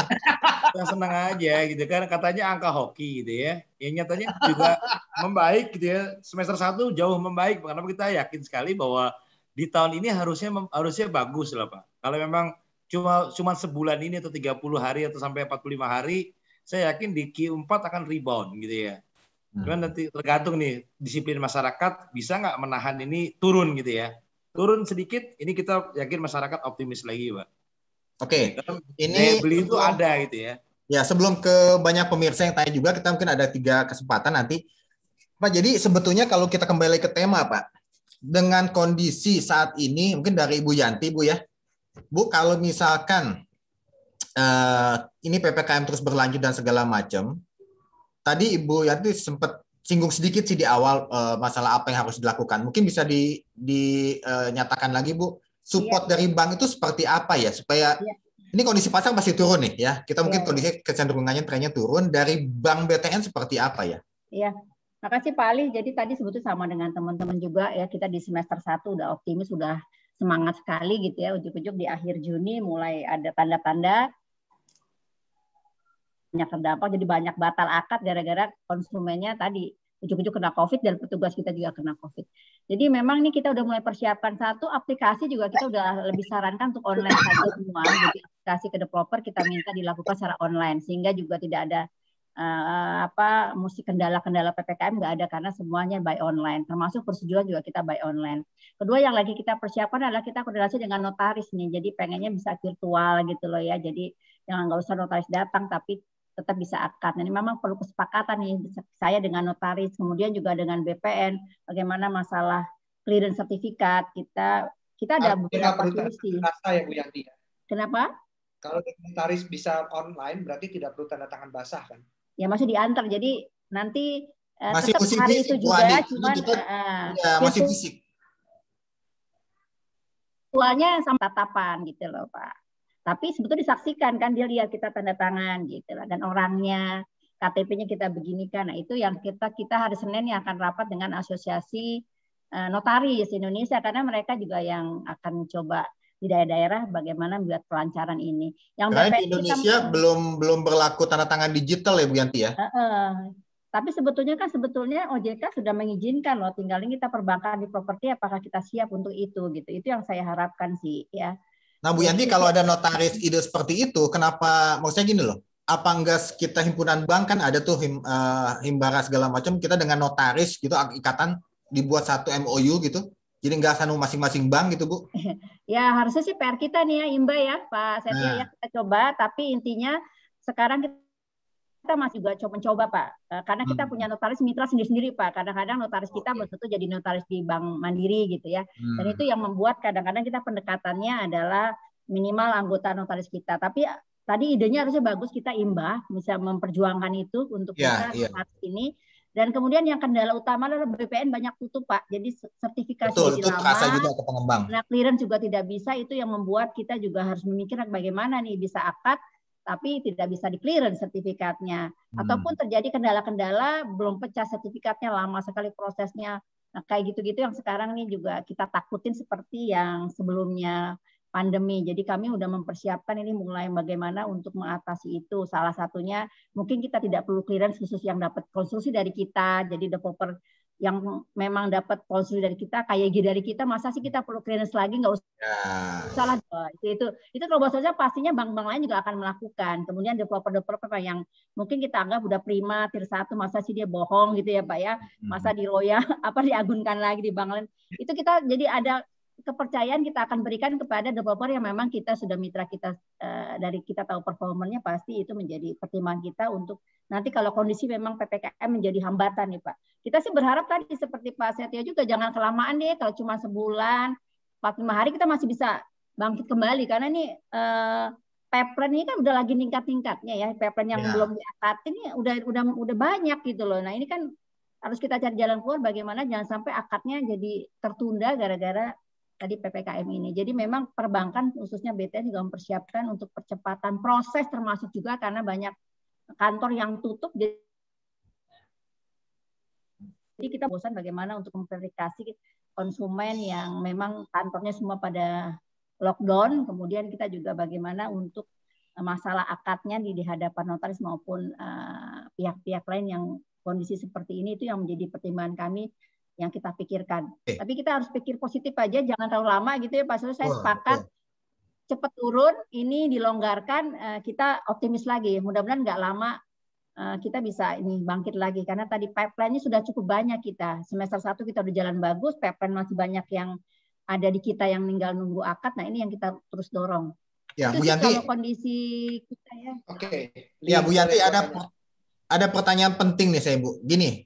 Kalau kita tanya semua ke bank, itu kan masih ragu-ragu nih masalah. Ini betul nggak sih ada pelonggaran persyaratan untuk KPR segala macam? Jadi mungkin belum ada bank yang betul-betul bilang ya akan ada pelonggaran gitu loh Bu. Dari Ibu Yanti Bu, ada arahan langsung nggak gitu? Maksudnya ini betul-betul ya, ada arahan langsung dari pimpinan. Oke, untuk properti ini betul-betul dilonggarkan. Ada nggak tuh Bu? Ini kalau jujur apa enggak ini? Jujur Bu. Jujur Bu. Ya sebetulnya dari kemarin tahun lalu sampai dengan tahun ini sebetulnya kita bukan ngomong pelonggaran, tapi banyak relaksasi yang kita berikan sebenarnya gitu Pak ya, dalam tanda kutip pelonggaran. Tapi katakan dalam pandemi pelonggaran memang kita justru mencoba untuk bisa lebih lihatlah selektif tanda kutip developernya, kemudian konsumennya tetap kita berikan, tapi tetap tadi melihat lah gitu. Kita ini jujur ya, jawaban jujur. Kita kasih jor-joran jangan berani juga. Karena NPL depan mata, kalau enggak kita nggak pandai-pandai. Sekarang di buku 2 bulan langsung collab, nah debitur kita juga jadi pertimbangan. Tapi jangan khawatir, masih banyak kok perusahaan-perusahaan yang berjalan bagus kayak gitu-gitu, nggak kalah banyak. Ya, silakan. Bu Yanti, ya. Saya mewakili 200-an developer yang hadir malam ini mengucapkan terima kasih Bu. Ya, kejujuran itu penting Bu. Ya, Li. Gua ini kan kita bicara bahas masalah KPR ya. Memang ini semua di sini juga yang hadir adalah perbankan juga yang memang di bidang untuk mortgage-nya. Cuma ada satu kan, dalam bisnis properti ini kan bukan hanya KPR, tapi juga ada KYG kan. Nah ini bagaimana nih dari perbankan-perbankan ini, ada nggak yang bisa menjawab gitu mengenai KYG itu sendiri atau rekonstruksi itu sendiri, apakah masih ada kelonggaran dan atau tidak? Iya, kalau di BTN memang terus terang untuk konstruksi yang landed yang jadi prioritas kita, bukan berarti apartemen enggak, tapi memang prioritas konstruksi kita adalah yang di landed. Jadi saat ini kita masih jalan cukup bagus karena memang kita pengen dari hulu sampai hilir gitu ya, developernya dari kita biaya konstruksi sampai dengan nanti KPR-nya. Karena kita justru inginnya adalah developer yang kita create ini, kita kasih konstruksinya, nanti pada saat sudah siap untuk KPR, jadi kita bisa ambil dari ujung sampai ujung sih Pak. Itu justru kita, bisnis proses kita begitu nih sekarang di BTN, bagaimana kita menghidupkan kredit konstruksi. Jadi kalau developer yang butuh kredit konstruksi, nah ini saatnya lah. Kita akan persiapan itu, mulai kita siapkan kreditnya sampai dengan pembebasan lahannya, sampai dengan nanti KPR-nya satu paket. Oke, thank you Bu Yanti, keren Bu. Kita ke Bu Felicia Bu, ini pertanyaannya jadi berkembang banyak Bu Felicia. Jadi kita mau tahu nih support bank itu saat ini seperti apa? Kalau tadi Bu Yanti bilang notaris dan segala macam, mungkin ada inovasi-inovasi dari Bank BCA seperti apa? Kemudian tadi juga pertanyaan yang sama yang mesti dijawab juga Ibu Felicia. Sebetulnya ada arahan langsung nggak, arahan dari pimpinan ini untuk adanya kemudahan persyaratan bagi konsumen KPR Bu Felicia? Ya Pak, thank you. Kalau yang tadi udah dijelaskan Bu Yanti, saya nggak sampaikan lagi ya. Tapi saya melihat begini ya, karena kita sudah lakukan di tahun lalu ya, dan teman-teman bank lain juga saya yakin juga melakukan hal yang sama, sudah kelihatan banyak ya expo online ya yang dilakukan oleh perbankan gitu ya. BCA sendiri kan di Q3 September sudah selesai, kemudian kita lanjutkan lagi pada waktu ulang tahun BCA, itu hasilnya luar biasa, dan di bulan Juli ini 1 Juli kemarin kita juga lakukan lagi nih Pak Ali, online expo lagi. Nah ini sebenarnya merupakan satu inovasi yang kita lakukan untuk menjadi apa ya Pak, tools ya bagi konsumen yang memang masih tetap membutuhkan rumah. Kemudian kan para pengembang juga pingin jualan dan bisa difasilitasi oleh bank. Kalau udah mainnya online itu kan nggak ada pembatasan berapa sih pengembang yang bisa ikut, sebanyak-banyaknya kan tetap bisa kita terima gitu Pak kalau udah sifatnya online, dan kita bisa lakukan secara nasional. Nah ini beauty-nya di situ Pak, kalau dengan apa? Jadi langsung Bu Felicia bilang kalau BCA ini memang platform strategisnya masih pilih digital Bu ya, nanti mungkin akan diperbesar lagi ya. Ya, memang di kondisi saat ini merupakan satu alternatif yang sangat bagus Pak ya. Kita tetap berusaha sih, kalau memang nanti kondisinya memungkinkan kita akan hybrid Pak. Karena bagaimanapun juga nggak bisa Pak, bank itu nggak ketemu sama nasabahnya terus-terusan, nggak bisa. Karena relationship itu tetap harus kita jaga ya. Perlu juga ada event-event di mana kita bisa ketemu langsung dengan nasabah kita. Cuman selama kondisi belum memungkinkan, ya mau nggak mau kita harus lakukan secara online gitu Pak. Nah, saya pikir dengan BCA mengadakan 3 event online di dalam kurun waktu yang begitu sempit, ini sudah menunjukkan suatu komitmen ya Pak, bahwa memang kita untuk KPR itu tidak ada restriction yang dikhawatirkan oleh teman-teman pengembang. Memang Pak, ini sangat butuh kerjasama ya teman-teman pengembang di sini, karena bank pasti kepengen melakukan pelepasan kredit yang banyak. Tetapi kalau bank tidak hati-hati, nanti ujung-ujungnya pasti akan kena lagi kepada teman-teman pengembang. Yeah. Pasti akan kena lagi, kita nggak bisa lagi tuh melakukan realisasi yang besar. Nah makanya perlu ada kerjasama nih Pak Ali, benar-benar ada kerjasama. Betul. Kita memang akan saya pikir kita belajar banyak Pak dengan apa yang terjadi di tahun 2020, bagaimana kita bisa mencari mitigasi risiko yang tepat. Nah, sehingga itu bisa kita terapkan di tahun 2021 ini. Bagaimana kita bisa lebih ngegas Pak dibandingkan tahun lalu, tapi risikonya bisa kita jaga Pak. Nah, ini sekaligus menjawab pertanyaan Pak Ali tadi. Ya, betul. Artinya ya yang pasti tidak ada arahan untuk pengetatan Pak, tapi memang kami nggak bisa sembrono ya Pak. Karena kan kondisi pandemi ini masih tetap berlangsung, kita pingin setiap realisasi kredit yang kita lakukan, saya nggak perlu nagih buyback Pak kepada para pengembang, gitu kan?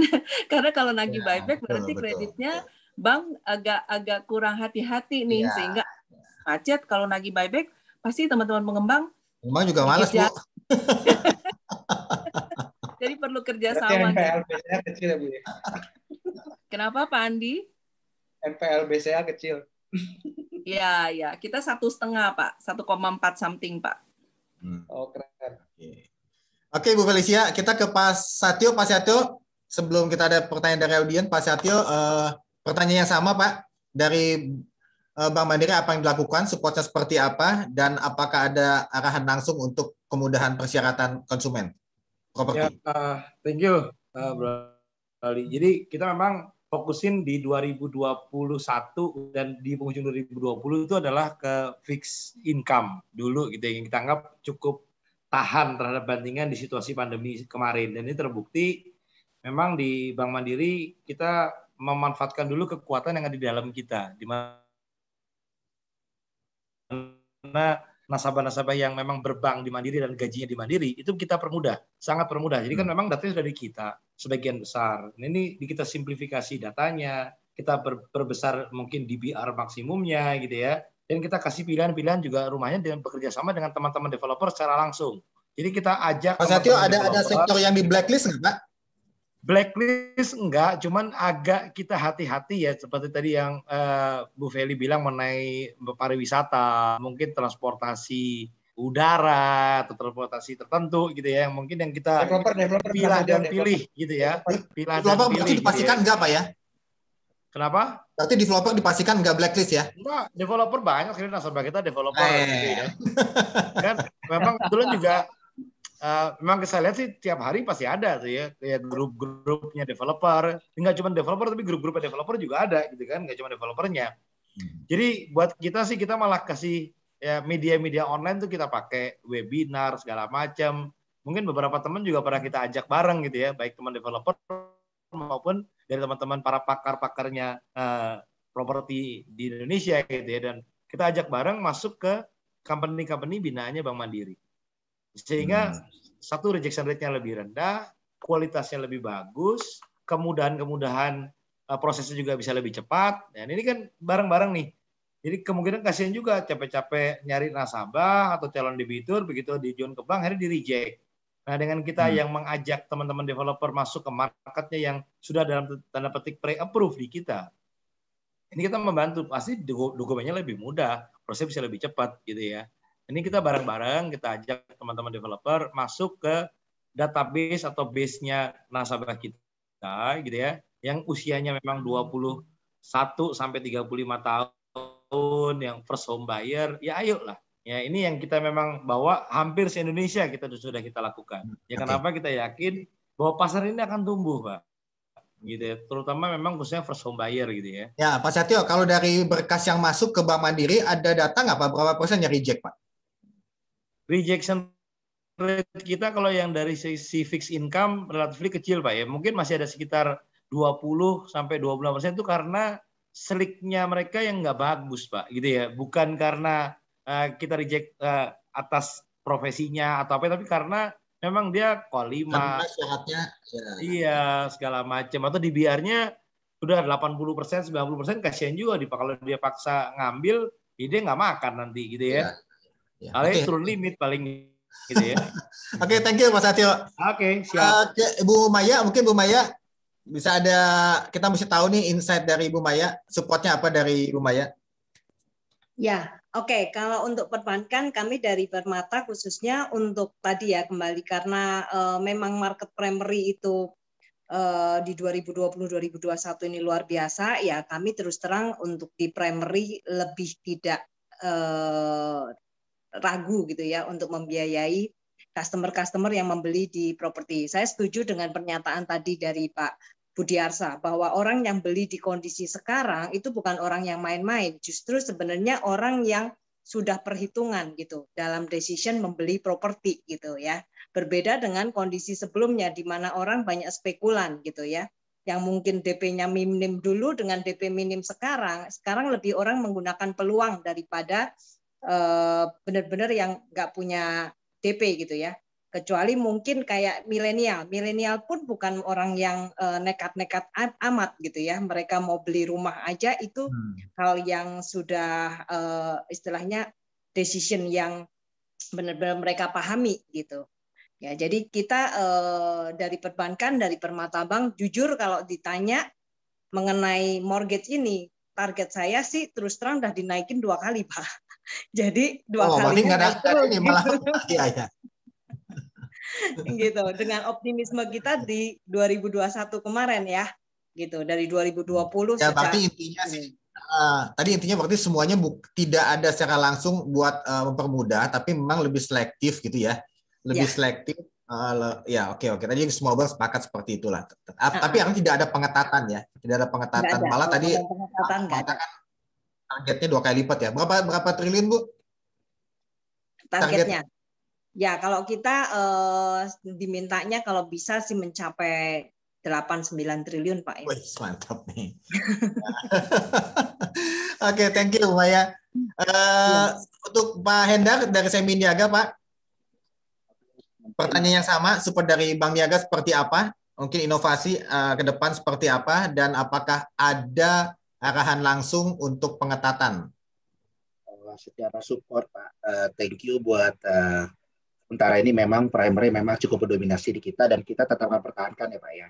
Di mana memang dari sisi approval rate kita sendiri itu memang kita akan jaga minimal di angka 70% ya Pak ya. 70 sampai 80% ya Pak ya. Artinya itu sesuatu hal yang kita melihat tidak menurunkan secara appetite kita ya Pak ya. Nah, dan sekarang memang yang kita mau fokus lebih ke depan itu juga adalah kita akan mendorong secondary market ya Pak ya. Terutama teman-teman dengan property agent, dengan REB, kita akan lebih engage karena apa? Itu semua akan ada di situ, ada primary, ada secondary, ada multiguna, ada take over Pak ya. Itu semua produk kita akan istilahnya adalah kita bareng-bareng join promo Pak. Kita akan bantu teman-teman sampai ke level di marketingnya. Gimana? Mereka punya Instagram, kita akan support mereka promosi sehingga mereka bisa membantu penjualan di saat sulit seperti ini. Itu dari sisi kita punya campaign ya Pak ya. Artinya kita sama-sama nih dengan teman-teman agent, dengan developer, kita sama-sama cari market ya. Sehingga market itu bisa di-grab di agent, di primary di developer dan juga di semi niaga. Nah, kemudian dari sisi kita bicara pengetatan tidak ada Pak. Secara makro kita melihat semua nasabah punya kesempatan untuk kita proses. Tapi kita tetap lihat secara mikronya ya Pak ya. Mikronya adalah kapasitas daripada debiturnya. Tapinya jangan terlalu banyak tapinya Pak nanti Pak. Tapi ini ketat juga nanti. Nggak ada Pak. Artinya persyaratan semua sama kok Pak. Tidak ada perubahan Pak. Dari dulu sebelum pandemi sampai sekarang syarat itu tidak ada perubahan Pak. Jadi tidak ada instruksi bahwa harus pengetatan tidak ada Pak. Sama Pak. Thank you Pak Endar. Bro Andi, pemimpin kita mau buka 3 pertanyaan. Kita yang pilih aja ya. Untuk para penanya silakan nanti tanya langsung, tapi ada tata tertib, pertanyaan singkat dan ditujukan ke siapa, maksimal 1 pertanyaan dulu ya. Pasti kayaknya Pak Bing tuh, Pak Bing ya. Pak Bing silakan Pak Bing, kita ya, Pak Bing nomor 1 ya Pak Bing, kita singkat jelas. Pertanyaannya saya 1 yang beliau paling penting karena tadi beberapa pertanyaan mungkin ada yang udah terjawab. Silakan Pak Bing. Pertanyaannya udah nggak ketemu. Hah? Udah ketemu ya? Enggak, udah nggak ketemu tadi taruh di mana. Oke, sambil jalan dulu. Ini ada Pak Miko ya? Pak Milo. Ya, siap Pak Bing. Oke, silakan Pak Bing dicari dulu. Oke. Milo Stanley, Pak Milo. Oh iya, Pak. Iya Pak, silakan. Pak Miko. Oke, makasih Pak Ali. Ini saya lebih ke Bu Yanti mungkin. Ketemu silakan kembali diperkenalkan dulu Pak, mungkin banyak yang belum kenal. Salam kenal, saya Miko dari Perumnas Solo Raya, Bu Yanti. alumni Prolab nih Bu. Alumni Prolab. Kita saudara kembar. Bu, terkait yang tadi Ibu sampaikan mungkin mengenai virtual Bu, ini yang jadi sekarang isu utama Bu di kami, karena memang zonasi Solo Raya ini cenderungnya bukan merah lagi, udah hitam. Jadi ya kemarin juga saya main ke tempat Pak Doni, hampir sebagian teman-teman tuh kena Bu. Itu jadi untuk menghindari hal-hal itu mungkin kapan realisasinya Bu untuk yang notaris virtual itu Bu. Itu aja sih Bu. Singkat padat ya Pak Ali. Pak Miko langsung jawab ya Pak Ali ya. Sedikit jawab. Singkat juga. Pak, saya butuh waktu Pak, karena kita akan, kalau jujur di internal, hadirkan hari Selasa Pak. Jadi mungkin Selasa bisa saya sampaikan Pak ya, karena kita harus banyak divisi terkait yang harus kita bicarakan sebelum kita luncurkan itu Pak. Tapi mudah-mudahan Selasa sudah bisa kita sampaikan ya ke beberapa developer yang memang terkendala, zona-zona sudah hitam, lampu merah lagi. Karena kita juga nggak mau berhenti Pak, akad nggak mungkin kita berhenti juga Pak. Sama-sama kita nggak mau berhenti gitu ya Pak Miko ya. Iya, Bu. Makasih ya Thank you, Pak Bu Miko, Yanti. Tunas, tetap aja berkas dikasih Pak Miko. Pak Bu Yanti, tapi kalau dari banknya nggak masalah, konsumennya nggak masalah, nanti notarisnya yang takut ya Bu? Ya makanya kita bilang dia suruh virtual Pak. BPN-nya udah itu BPN-nya masalah. Nah BPN-nya tadi kita harus cari solusi juga untuk tadi masalah clearance-nya Pak. Makanya nanti kayak level Perunas kan sama kita banyak konstruksinya sama kita. Harusnya nanti untuk clearance nggak jadi masalah. Mudah-mudahan semua sudah kita clearance sebelumnya. Gitu Pak Miko ya. Ya, thank you Bu Yanti. Tadi ada silakan ada yang resen tadi dari Pak Beni. Siapa? Pak, saya dengan Alim Pak, menumpang tanya Pak. Oh silakan Pak Alim. Ini besok narasumber ini pertanyaannya umum nih sebenarnya, umum tapi khusus. Jadi gini, kita mengerti lah bahwa dengan kondisi PPKM begini kan juga banyak bank cukup hati-hati lah ya. Nah tetapi memang di satu sisi kan ada juga stimulus terkait DP 0%. Kemudian kalau kita jual ready stock itu rata-rata kita kasihnya KPR Express Pak. Karena mereka juga butuh, kalau ready stock butuh cepat pindah lah, cepat huni gitu ya. Nah tapi yang sekarang menjadi isu, bukan isu sih ya, ada beberapa hal yang mungkin terjadi ya, saya nggak tahu nih di teman-teman perbankan, bahwa kondisi untuk instant approval itu sekarang sudah sangat jarang. Gitu. Karena kalau kita lihat memang permintaannya automatically pasti harus memperbesar down payment. Gitu. Tapi di satu sisi kan berarti ada satu ketidaksinkronan antara stimulus yang ada dikeluarkan oleh regulator mengenai LTV yang bisa 100%. Ya. Karena kalau menurut saya mungkin harus dipertimbangkan tadi kalau kita bicara beberapa developer yang tanda kutip kalau menurut Bang masuk kategori tier 1 harusnya juga dilihat track record buyback-nya ya. Oke, jadi Pak Alim ini mau nanya ke bank siapa nih Pak? Pilih dua bank Pak. Semua Pak. Pilih dua aja Pak bank Pak. Ini karena kita semua kerjasama nih Pak. Semua bank ya. Oke. Mau Pak Satyo boleh mewakili silakan, nggak apa-apa. Oke. Karena gini, ini kita apa ya? Kalau dari kami sendiri memang ada beberapa produk baik yang inden ataupun yang ready stock itu memang khusus untuk mempercepat akselerasi penjualan itu kita pakai dengan KPR Express Pak. Ya, tapi KPR Express sendiri itu kan bisa yang katakan DP-nya minim 5%, 10%, 15% itu tergantung juga dari kemampuan katakan kalau misalkan taruhlah kita kemarin jual Meisa ya, Cosmo itu 1,2 miliar. Dari 1,5 miliar itu udah diskon 12% jadi 1,2 miliar. Gitu ya. Kemudian kita punya campaign DP 0%. Gitu kan ya. Nah, tapi memang daya serapnya untuk KPR Express itu memang selalu ada, memang kita kembalikan lagi ke perbankan. Pasti ada prinsip kehati-hatian bahwa ingin ngetes juga. Karena kalau 0% pun sebenarnya kita sama-sama sepakat filternya agak bolong tuh. Gitu kan ya. Karena tidak tahu sebenarnya nanti kemampuan orang itu seperti apa. Tapi maksud saya bagaimana cara memitigasinya supaya nanti kita juga punya artinya pemerintah punya stimulus DP 0%, developer punya stimulus, gitu kan ya. Ini kan sama-sama ingin mempercepat, mempermudah nih. Yang mesti gitu, sinkron ya Pak Alim ya. Betul, karena stakeholders-nya ini kan banyak nih, bukan hanya perbankan, bukan hanya developer gitu kan. Oke, Pak Alim. Mungkin silakan langsung dijawab sama Pak Susiatyo dulu Pak, Bank Mandiri. Ya, thank you Pak Alim. Sebenarnya saya sudah kasih jalan keluar nih ke Pak Alim, ini saya sudah sampaikan di statement saya sebelumnya. Kalau memang dia nasabahnya payroll-nya Bank Mandiri, DP 0, approval-nya cepat, pasti kita lakukan Pak. Tapi kalau dia bukan nasabahnya kita secara langsung, kita memang perlu analisa. Kalau apalagi mau instant approval, kita juga perlu pembuktian bahwa dia memang sudah pernah melakukan pembayaran at least down payment-nya terserah mau 2 kali, 3 kali gitu ya. Terserah mau hanya melihat bahwa kapasitas dia memang bisa berjalan dengan pernah ada experience bayar gitu ya Pak ya. Toh nanti juga besaran angsurannya pasti tidak akan lebih kecil daripada angsuran DP-nya gitu ya. Jadi saya kasih pilihan.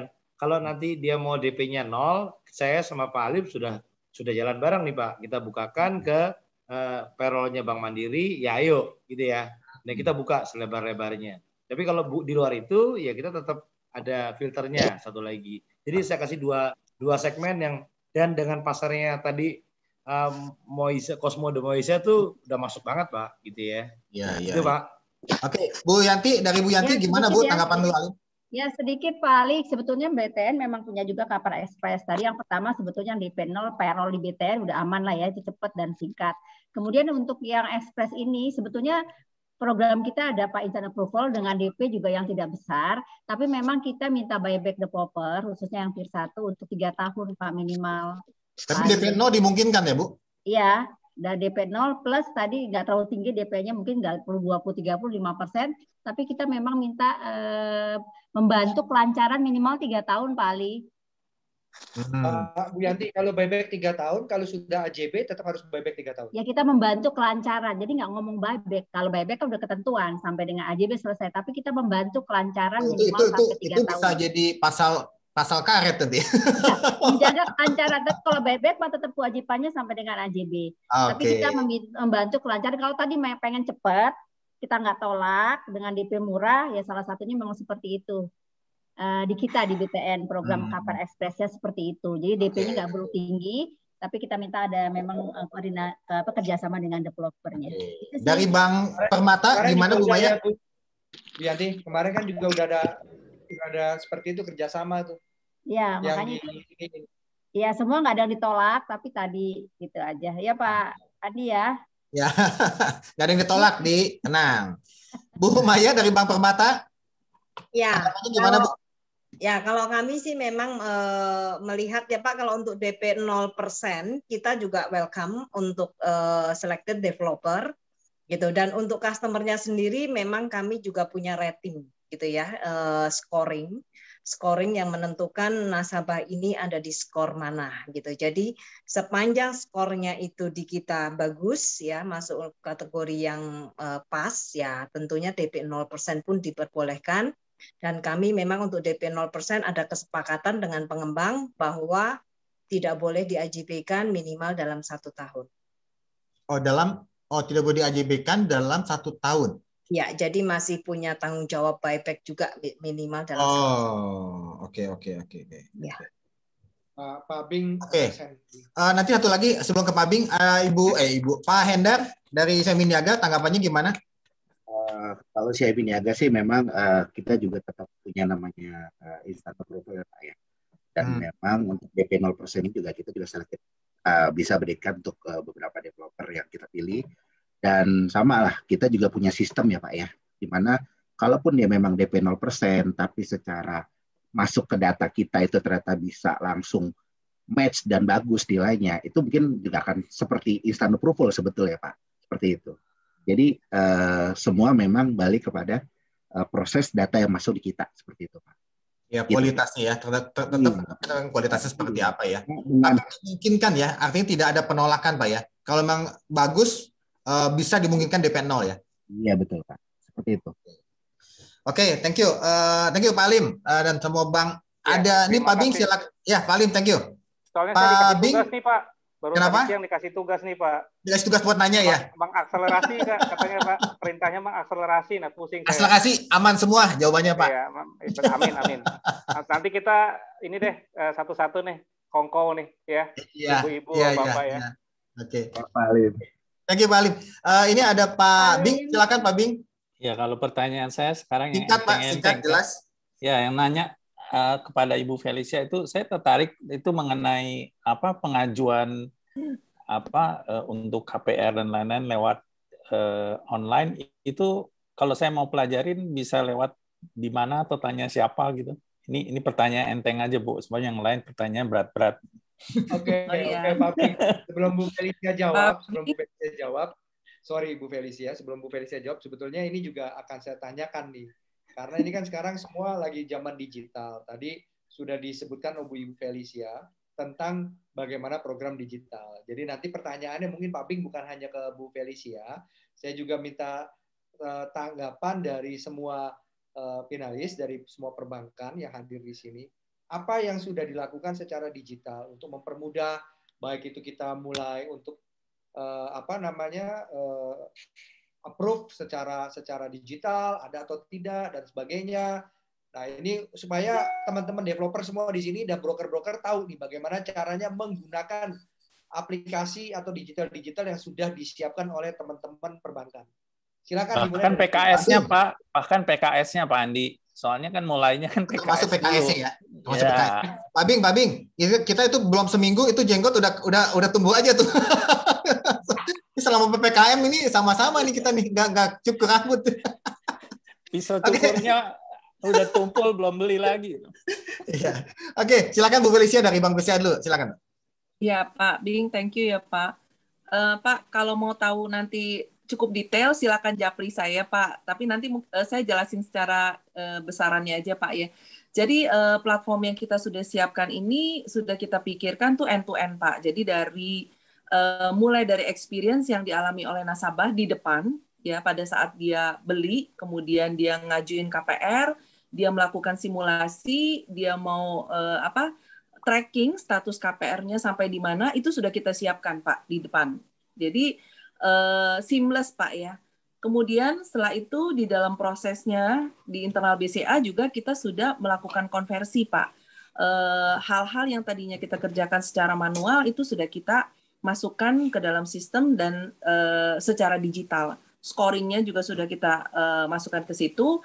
Kemudian kita juga sudah menyiapkan berbagai platform yang bisa dipakai oleh mitra bisnis kita, Pak. Salah satunya pengembang, Pak. Pengembang, broker juga bisa pakai, Pak. Sehingga dengan platform yang sudah kita siapkan ini akan memudahkan banget ya teman-teman pengembang dan broker. Yang tadinya harus dilakukan secara fisik, dokumen, manual, itu seharusnya tidak perlu lagi dilakukan, Pak. Sampai ke belakangnya, Pak. Sampai ke belakangnya dalam arti realisasi kreditnya, Pak. Itu juga sudah kita pikirkan, dan dokumentasi dari jaminannya juga sudah kita pikirkan, itu semuanya bisa dilakukan secara imaging.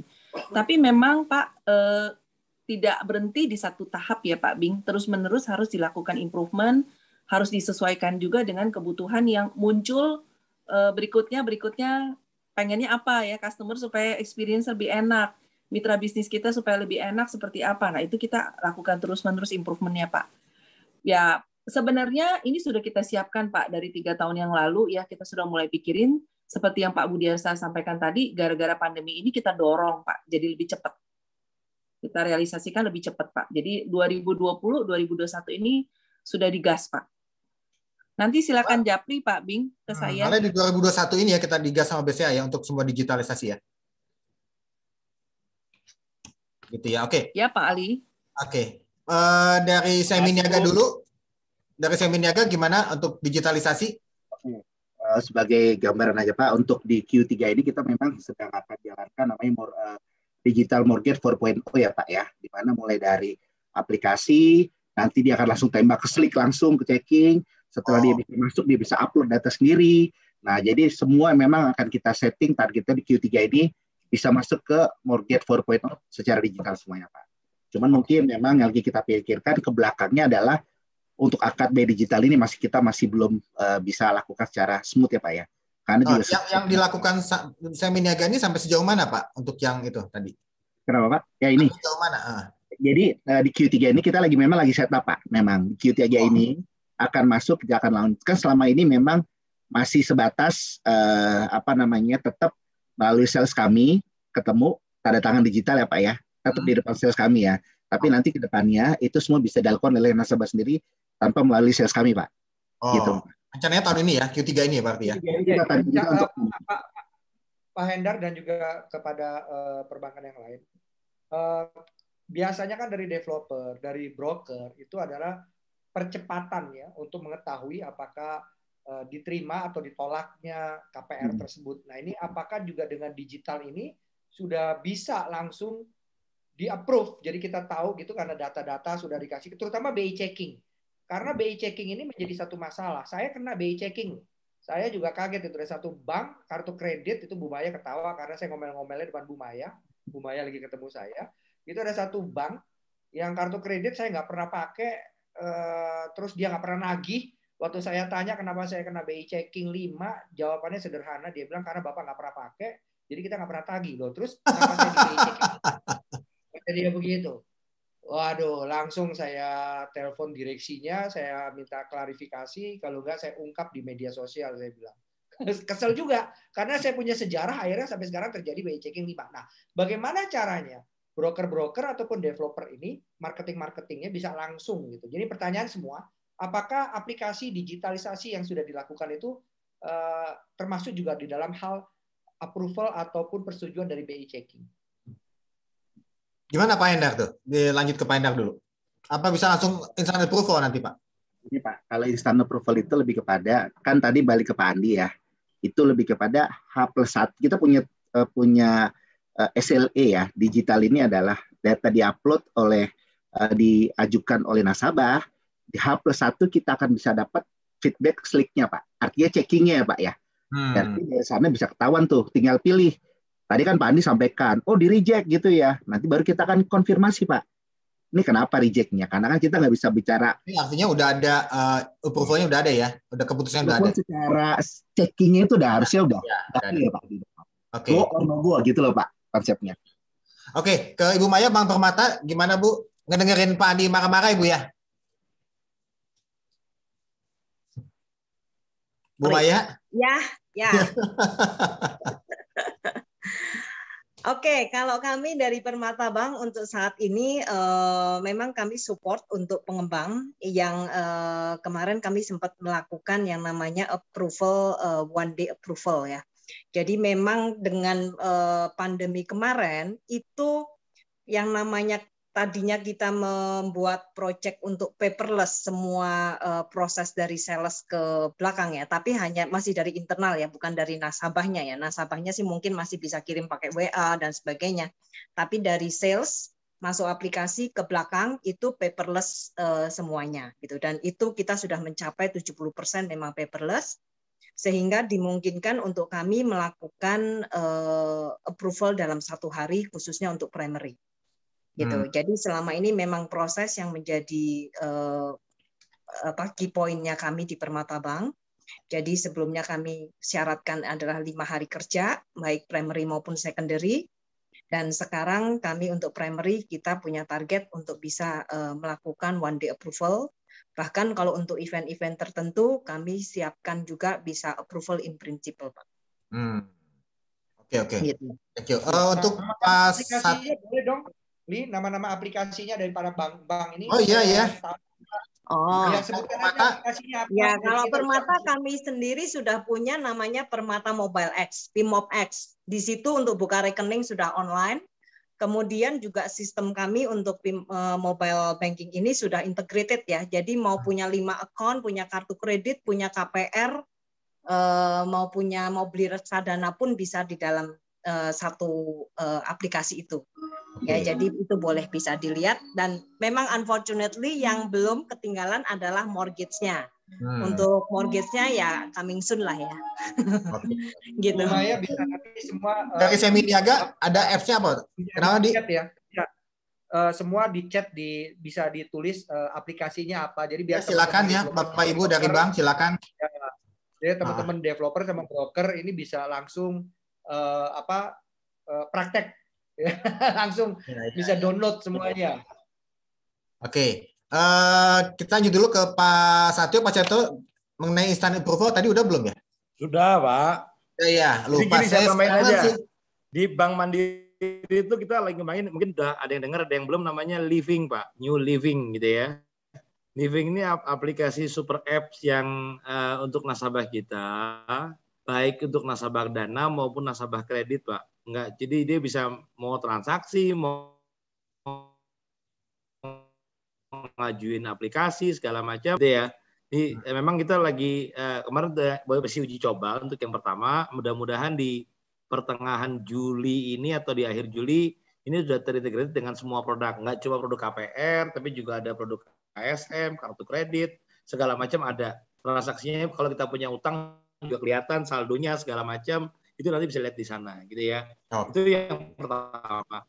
Yang kedua, mengembangkan, ya kita belajarlah ya dari era digital ini ke teman-teman e-commerce gitu ya. Jadi kalau ngajuin aplikasi KPR di Mandiri itu kita bisa melihat aplikasi sampai di mana, gitu ya. Kayak kita pesan barang lah gitu ya, kita sampai di mana, lagi proses di input, lagi proses slik yang IDBI gitu ya, slik OJK, lagi nanti kalau ada approval juga dikirim via WA. Jadi mereka bisa benar-benar melihat ada sampai di mana sih proses approval saya itu. Kadang-kadang bukan ngomong bukan cepet nggak cepet, tapi pasti nggak pasti gitu. Katanya cepet tapi ternyata hitungnya dari mana gitu ya. Kalau menurut developer sih aplikasi udah dua minggu, tapi di prosesnya di bank mungkin baru 1 hari gitu ya.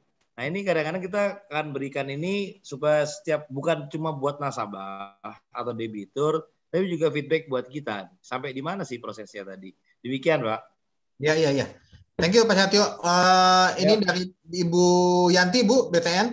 Ya, makasih Pak Ali. Jadi kalau kita sih sebelum pandemi juga udah mempersiapkan yang namanya btnproperty.co.id ya. Jadi yang satu adalah sebelumnya kita kerjasama dengan developer. Sekarang udah 2.500 developer yang sudah masuk ke kita. Jadi mereka orang bisa langsung lihat, pilih, bayar DP, dan 4D Pak. Jadi orang kayak masuk nggak usah ke lapangan, lihat udah kayak ada di situ. Terus kemudian aplikasinya juga kita online. Nah itu untuk aplikasi kita juga buat online, simplifikasi dokumen, plus juga prosesnya juga kita sudah digitalisasi, di mana untuk OTS kita juga udah by sistem semua. Mudah-mudahan bisa mempercepat nih. Terus kita improve terus dan kita sosialisasikan ke developer. Mungkin ada yang belum tahu segitu duluannya kita. Duluan. Jadi orang belum mulai, kita udah mulai ya. Dari mulai tadi developernya yang ada di portal kita tuh udah siap sampai 2.500 developer dengan ribuan stok. Ditambah juga dengan rumah lelang, rumah murah kita juga punya. Jadi kita punya website tidak hanya untuk rumah-rumah baru dengan kerjasama developer, plus yang rumah lelang kita itu juga bisa langsung aplikasi online. Terus prosesnya juga online, jadi dalam rangka percepatan semua. Jadi memang mau tidak mau tuntutan, apalagi di pandemi kayak gitu, digitalisasi menjadi buat kita semua. Mungkin itu kita persingkat aja karena sudah jam 10 ya Pak Ali. Iya, thank you loh Bu Yanti. Jadi kita nama aplikasinya Bu Yanti, nama aplikasinya Bu Yanti. btnproperty.id. Ya, tadi btnproperty.co.id, Pak Ali hafal. Ya. Apa? Menang Golden Property Award. Ya. Silakan Bu Andi, mungkin tidak perlu disimpulkan, tadi semua udah mendengar pemaparan semuanya. Silakan Pak Andi. Sebentar nggak Pak? Mungkin waktunya Pak Bing kita tutup dulu ya Pak Bing ya. Oke, Bu Andi ada yang mau ditutup? Silakan. Baik, terima kasih semuanya teman-teman perbankan yang sudah hadir. Jadi sekali lagi bahwa kita melakukan PPKM, Prolab Properti Prolab Properti kembali menjawab. Gimana? Kembali menjawab. Sama bro, kita juga lupa. Prolab Properti kembali menjawab dari PPKM. Ini kelanjutan dari tahun lalu, di mana kami juga mengadakan acara yang sama. Jadi acara ini adalah bebas, siapapun boleh masuk dan tidak ada pembayaran sedikit pun. Karena kami ingin memberi dan kita saling berbagi, daripada kita pusing tiap hari mendengarkan fit, mendingan kita bicara yang membangkitkan semangat kita, optimis kita, bahwa kita akan kembali maju. Dan kemarin kita sudah bersama dengan para broker, ya, dan ini hari dengan perbankan, besok dengan developer, selanjutnya lagi dengan arsitek, selanjutnya lagi nanti terus kita ada setiap hari Senin sampai Jumat jam 8 malam. Sedangkan untuk hari Sabtu, Ali mintanya Senin sampai Jumat, Sabtunya Ali mintanya jam 3 karena kalau malam kata dia malam kencan dong bro. Malam kencan ya. Jadi kita berbagi, siapapun silakan, Anda semua silakan masuk ke grup kita. Ada tadi Bro Pinpin udah bilang kalau kita mau join masuk ke grup WA-nya kita untuk menjadi komunitas kita. Jadi ProLab ini adalah satu komunitas di mana kami ada saling sharing, saling ngisi, saling belajar bersama-sama. Ini banyak juga alumni-alumni ProLab. Jadi di situ kalau alumni ProLab itu berarti dia sudah pernah masuk di kelas kita gitu. Tapi kalau komunitas kita itu lebih dari 2.000 orang komunitasnya. Alumninya juga ratusan orang di situ. Nah, kita saling berbagi. Kami ingin memberikan bukan hanya kami sebetulnya. Jadi semua di sini, semua teman-teman di sini bisa berpartisipasi.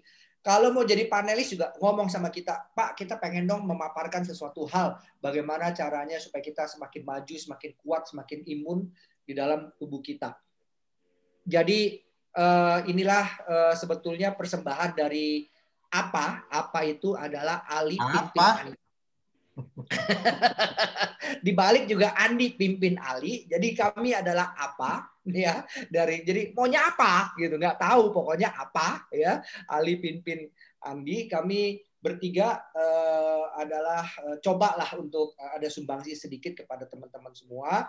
Yuk kita sama-sama positif. Dan tadi saya senang sekali kesimpulan yang bisa saya tarik adalah perbankan tetap support kepada untuk bisnis properti, karena tadi dari teman-teman bank juga bilang bahwa core bisnis daripada perbankan sendiri untuk kredit itu adalah lebih kepada di mortgage, untuk khususnya mortgage adalah propertinya. Ini luar biasa, Nah, cuma juga kepada para pengembang besok nih orang bank besok ikut juga gantian nih, kita tanyain kepada orang-orang developer, karena saya juga tahu banyak developer khususnya marketingnya suka ngasih data itu asal-asalan. Ya, jangan kasih data yang nggak benar dong gitu loh. Jangan yang nggak benar dong gitu ya. Betul dong. Nah, ini juga besok seru juga, kita akan tanya ya. Besok kita akan tanya jam 3. Linknya sama.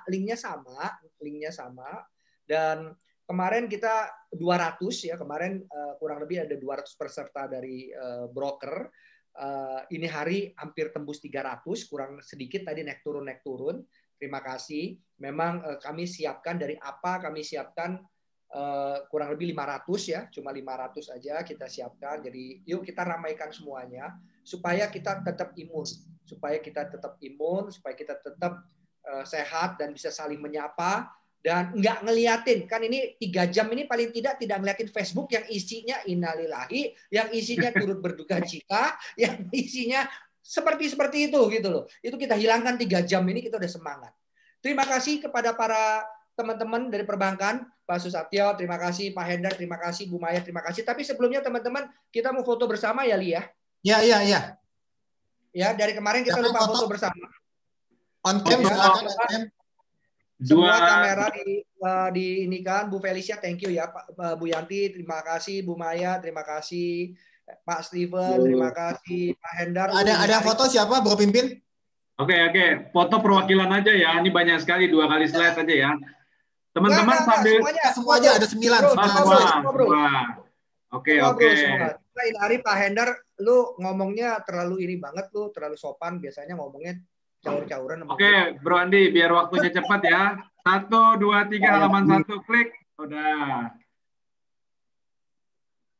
Oke, halaman 2. Lama. Oke, Bu Yanti, thank you ya. Bu Yanti, Bu Felicia, Pak Satyo, thank you. Jangan lupa huruf E ya, Pak Lenny ya. Pak Hendar, thank you, Pak Hendar. Oke, halaman 2. Thank you, Bu Ayu, thank you, Bu Ayu. Pak Steven, thank you, luar biasa. Hari Senin. Terima kasih, Pak Ali. Terima kasih, Pak Ali. Thank you. Bu Yanti. Jangan lupa hari Senin, teman-teman. Teman-teman alumni, thank you ya. Oh, ini ada Pak Ali, thank you. Oke, Bro Andi, semua udah dipoto sama Rizda. Teman-teman, yuk buka mic. Pada hitungan ketiga kita bilang terima kasih ke Bu Yanti, Pak Hendar, Bu Felicia, Pak Satyo, dan Bu Maya. Bro. Buka aja. Berantakan pasti.